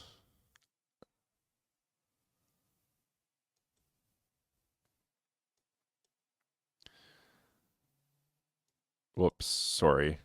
So yeah, I crack Clue and End Step. Cycle Street Wraith. Flip the Tamiyo. Plus the Tamiyo. I've still got this Daze, which I reckon is going to be quite powerful into my opponent's start. I go end of turn Undercity Sewers. I see another Daze, and I actually decide to keep it. I'm like, you've missed all your land drops. This is like one of the few times where the Dazes might prove pretty potent. So yeah, I draw, I plus the Tamiyo. I've got double Daze. I can Edge of Autumn in a pinch. I just decide I'm going to try to go up on this Tamiyo here. I could be ticking down, picking up Ponder, try to go hunting for Doomsday. Maybe that's a better play. But if they keep missing land drops, I was like, okay. And then I drew Force of Negation, and I'm like, now I feel like I'm pretty guaranteed to win. Because I can hardcast Fawn Daze if need be. If I didn't draw Force of Negation there, I likely might have gone hunting for Ponder. But now my opponent just has bricked for 7 turns, which does feel kind of bad. Even if they began to draw out of it, I like to think I could have stymied their progress. We draw a bunch of cards, and I'm kind of just waiting for the concession here. But we're guaranteed to win. We have like all of our Lotus Petals, 3 copies of Dark Ritual. We've got the Doomsday. The Oracle's already in hand. We can present Athos's Oracle with a whole bunch of Force of Wills back up here.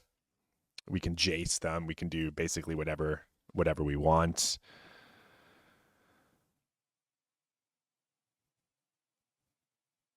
And yeah.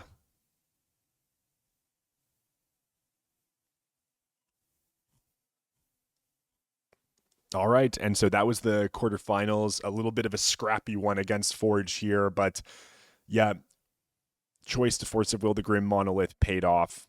And then we were able to flip the Tamiyo. I think there was maybe that Ponder I should have ended up keeping because it had Tamiyo plus Force.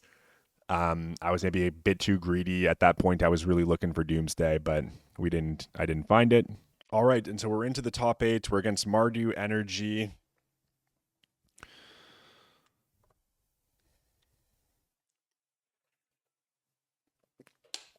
This hand's a turn 2 win if we top deck a Dark Ritual. Opponent leads on Cabal Therapy. They named Doomsday. Because they looked me up, right? Of course, you'll name Doomsday. In any paper tournament, you would know what your opponent's on by this point in the event as well. So, yep, they have the turn 1 discard spell. This sets the tone for the match. Now we got to get to digging and hoping not to die. I draw Tamiyo here. I jam Tamiyo. And I think I decide to just flip it right away. They've only got 3 cards left in their hand. This is game 1. This strategy has failed me in this matchup twice before, but I'm like, let's do it again. Why not? I didn't learn my lesson. This is a pretty bad set of cards. I'll plus Tamiyo, play out Petal, hold up Veil. Opponent's got a second Cabal Therapy. I let this one go. I don't want to burn my Petal to Veil it. They name Veil, take my Veil, sure. So now they've got 2 therapies in the graveyard, which they can flash back. But they don't have a very fast start. They just have Elegant Parlor, which is really nice. If they presented like a Guide of Souls there or an Ocelot Pride, we might start being in trouble. We draw the Ponder.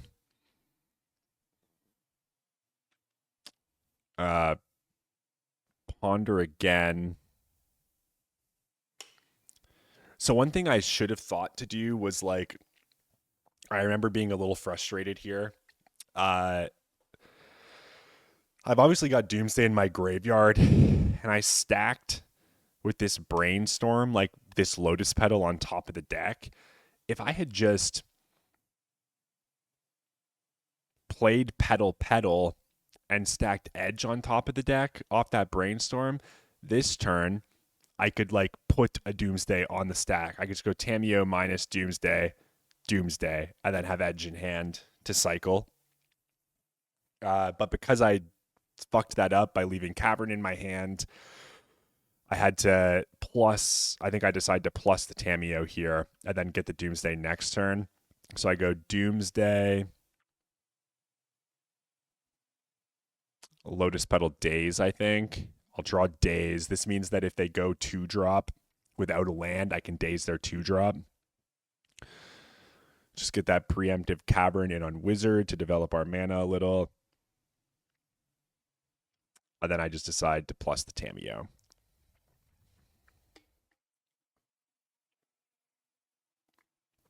Plussing the Tamiyo gives us a double minus as well, which I actually quite like. So we minus return Doomsday next turn, and then the following turn we can actually minus to return Edge of Autumn, which generates a mana to play around a possible wasteland. They've got Ocelot Pride, Guide of Souls. I go Daze your Ocelot Pride. Returning the Underground Sea. That protects it from a wasteland if they were sandbagging it, but I doubt that they were. You would have wastelanded first, for sure. We go to our turn. We draw Petal. We play Petal. We minus on Doomsday. We play Doomsday. We have Edge of Autumn in hand. We know that our opponent knows we have Edge of Autumn in hand, and we also know that our opponent's got 2 Cabal Therapies. So my plan here is to stack fetch land on top of my deck with 2 cyclers underneath it. If my opponent Cabal Therapies me, I cycle Edge, draw another land in response. And then on my turn, I cycle to Oracle, fetch and present the kill. If my opponent therapies me and has Wasteland as their last card, then my opponent doesn't have a threat anymore because they've sacked their Guide of Souls to take my edge. I've cycled my land. Say they Wasteland my cavern after all that happens. Then on my turn, I play the fetch land and I use my Tamiyo to return the Edge of Autumn to generate the extra mana that I needed. So Tamiyo's at 3 here, right? Then Tamiyo will go to 2. Tamiyo's at 3 here. Then Tamiyo goes to 2 off the attack. Then I plus it to 4. And then minus on the edge, if that makes sense. In the case where they have Cabal Therapy Flashback plus Wasteland as the last card in their hand. If they don't have Wasteland, then nothing matters the way that I built this pile. Wasteland is the linchpin here. So I go Island, Oracle, Edge, Wraith, Delta.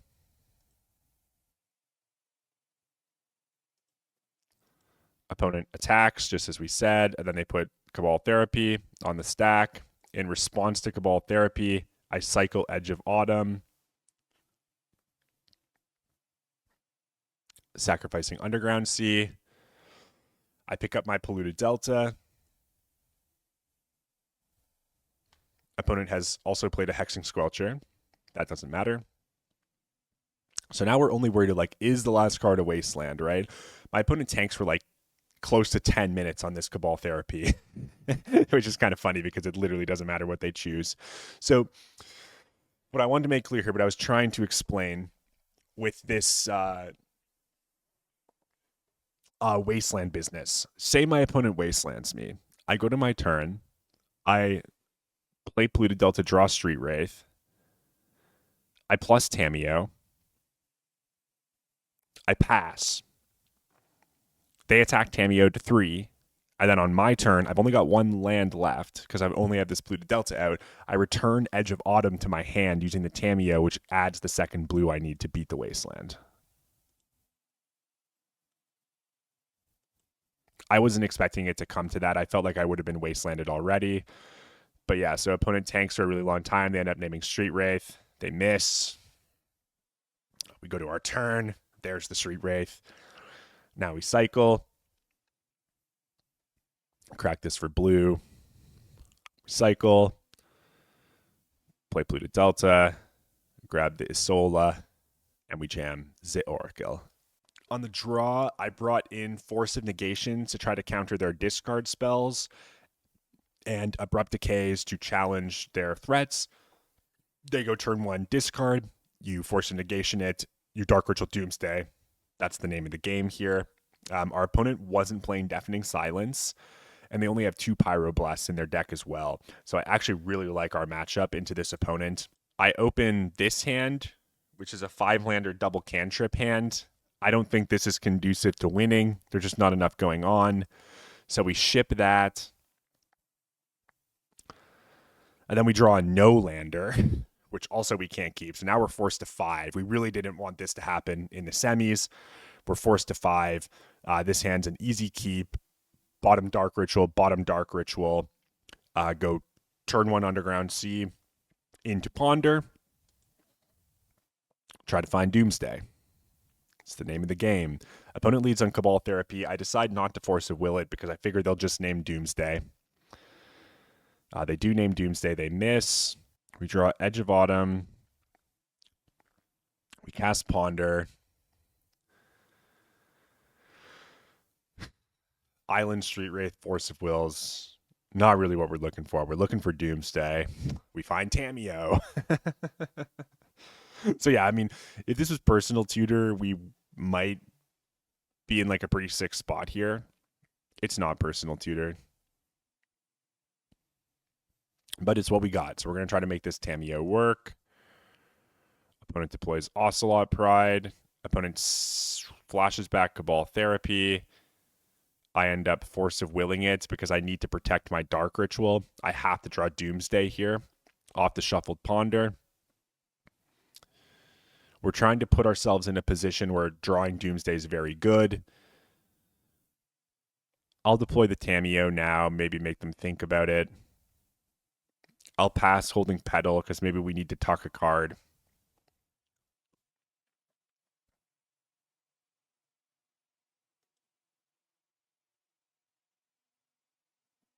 Opponent's got another Thoughtseize. So yeah, they had Cabal Therapy, Thoughtseize. This Thoughtseize is going to take the Ritual. We're going to draw Daze, attack, make a clue. And we just kind of get rolled here, like all that discard, not finding the Doomsday in conjunction with the Maul to 5, just rough beats. There's the Wasteland to seal the deal. I'm just struggling to even stay alive here. So I cycle in response to Wasteland. They Bowmasters over top of the cycle. I decide, like, I'm not beating this Bowmaster, so I guess I've got to Daze it. So I crack the Petal to hardcast Daze on Bowmasters. That stops that. They'll lose Bowmasters. I'll draw Fawn, which is a terrible card to draw at this point in the game. You want Fawn early, not now. Then we draw Lion's Eye Diamond, which can help with these clues. Especially if we draw a land, we can get like a divination off Lion's Eye Diamond with a land and these 2 clues. Right. Sorry, I skip ahead a little, and all of a sudden there's like 20,000 things on the battlefield. Yeah, opponent plays Anthraptor, hits Guide of Souls, attacks. We draw Street Wraith for turn. We cycle Street Wraith. We draw Cavern of Souls. It's the worst land to draw. We play Cavern. We name Wizard. Now I YOLO send on my Lion's Eye Diamond. We'll get to flip Tamiyo here, which will keep us alive for a little bit longer. Tamiyo, crack, clue, draw Tamiyo. I just decide to crack another clue here, I think. Plus Tamiyo, crack another clue, draw Ponder. So this like nullifies a great portion of their board. The issue is that the Guide of Souls is going to get pumping. So they're going to be able to pump their creatures out from under the Tamiyo.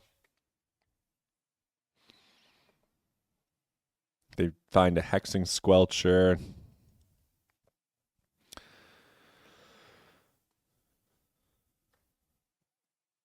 We draw Dark Ritual.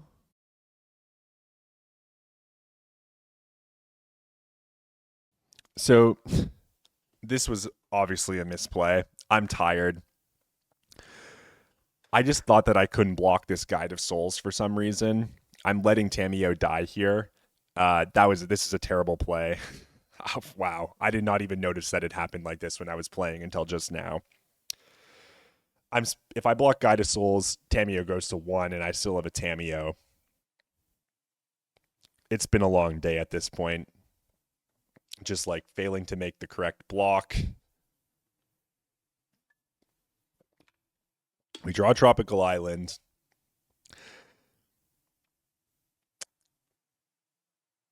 Doomsday Lotus Petal.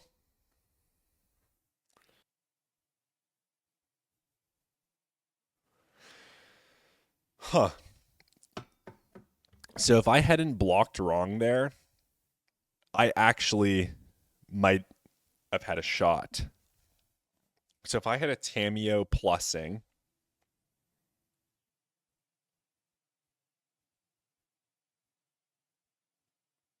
then I would still have this Tamiyo to block. That would stonewall a great deal of their attacks.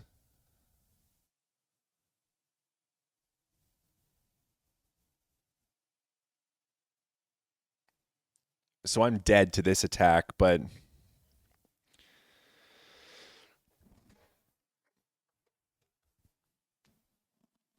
let's say I don't die here.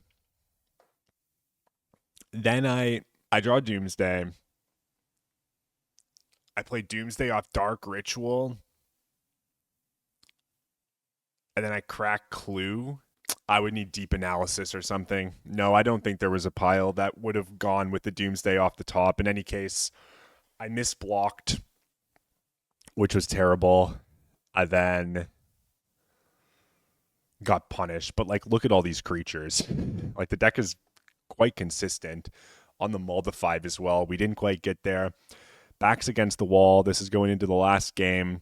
What I do here is I cut the 2 4'd negations while I'm on the draw, and I bring in Veils. That way I can at least pass with Veil on their discard spell, which is their most potent way of addressing me on turn 1.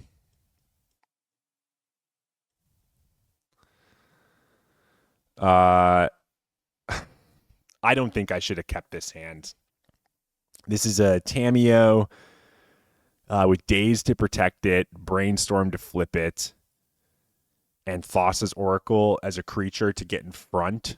So there's like a bit to like about this hand. If you look at my opponent's deck list from the challenge, they're only playing 2 Pyroblasts in their deck as well.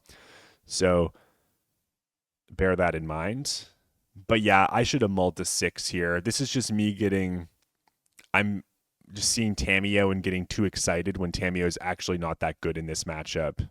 I think I mull that hand looking for a 6 with Doomsday. Again, yeah. This is the 11th round of Magic I'd played all day, and I'm a little tired. They have the Red Blast, but I've got days for Red Blast, so I'll send that. They didn't play a threat. That's good for me. We'll go to my turn. I'm going to try to flip this Tamiyo.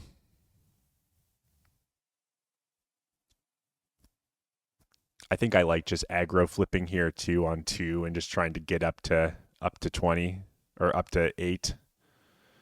Drawing the Thoughtseize here is pretty awesome.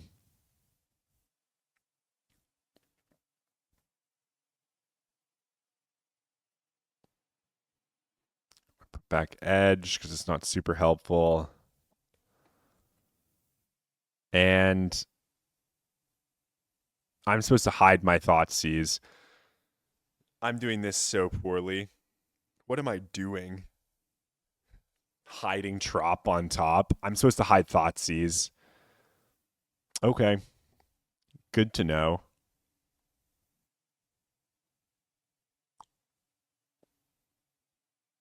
Because I think what happens here is they go... Oh, they just had the natural blast. I was supposed to hide this Thoughtseize for sure.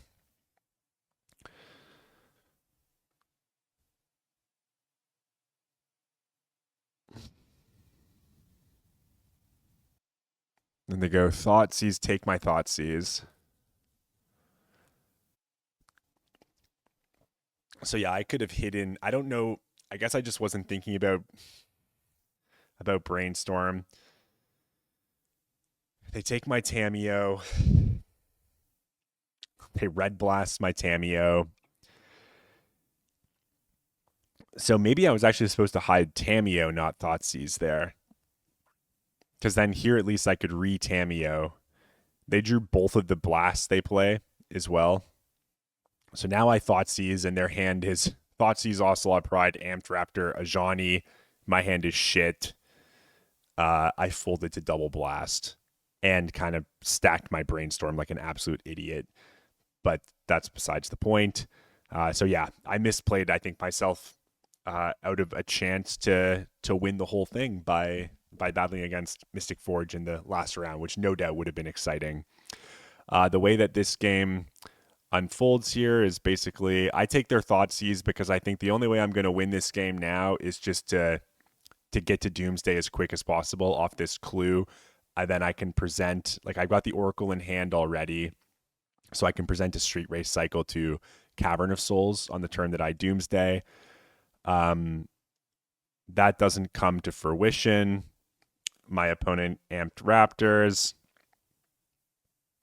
into Squelcher. I decide to go for the Oracle, try to find Doomsday. Maybe Cracking Clue is just better. In any case, my opponent plays a second Raptor, hits a Najani, leaving them with a Najani in their hand. They jam Ocelot Pride. And this is like, this deck just goes off so hard. So many creatures. Like after Red Blast, Thoughtseize, or sorry, Red Blast, Thoughtseize, they still just had all of this.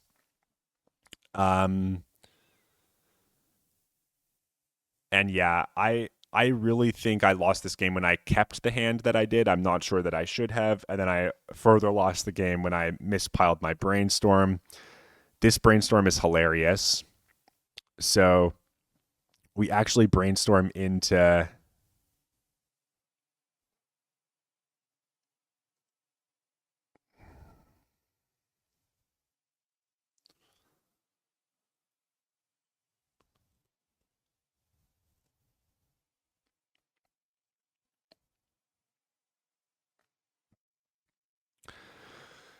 So I misblock again, just showing that I don't understand how all these cards work together. I end up moving my block to the Ocelot Pride, so they stop making tokens. That flips their Rajani, which allows them to just kill us. However, they still have a Ajani in hand, so even if I block this Amped Raptor, they just play a Ajani from hand and Legend Rule it, which flips it, and then they still kill us. And that is how I lost the semifinals to what I think is a decent matchup. I actually believe, yeah, that I think the day had worn out on me, and by the end, I kind of was in my mind satisfied that I made the top eight. Maybe I wasn't trying as hard as I should have, or my brain wasn't flowing on all cylinders. You have to remember, though, this tournament began at 11 in the morning, and my clock is now saying that it's 8:32. I played 9 rounds of Swiss, and then 2 rounds of the top eight, falling to Energy twice and Mystic Forge once. I want to study this Mystic Forge or this Mardu Energy matchup a little bit more. I think the name of the game is you need to be prioritizing your Doomsdays over your Tamios. Clearly, I lost to both of these Mardu decks because I took Tamio hands.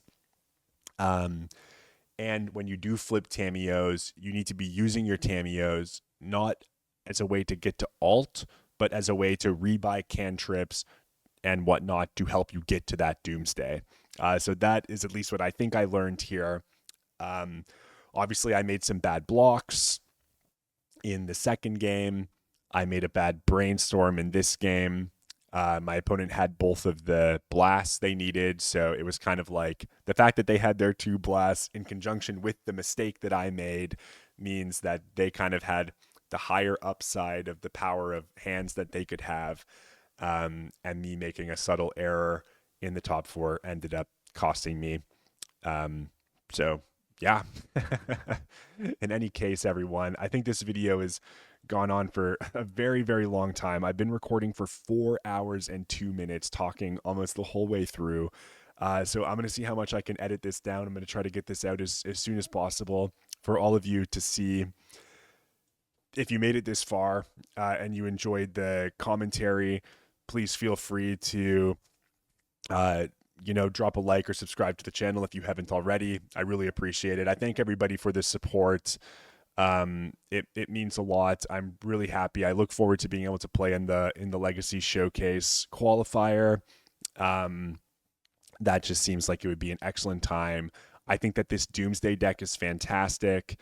I think that I made some mistakes. Like most of the games that I lost were my fault. I would have preferred not to multi-5 in the second game of the semis. But I did identify a misplay there with the way that I blocked, which could have given us a potential way to find a win, but we pretty much just got cooked. The Mardu Energy deck is nothing to scoff at. It's very, very powerful, and it can trip you up and then punish you with really quick creatures. So you got to be mindful of that. The main deck, I believe, is perfect. If there was a tournament tomorrow, I would play probably this exact 75 again. I might think about adding a 3rd copy of Force of Negation, though I don't know that it's completely necessary when you have the consign in your deck as well. This is the Semiotician signing out, everybody. Thank you. Thank you. Cheers.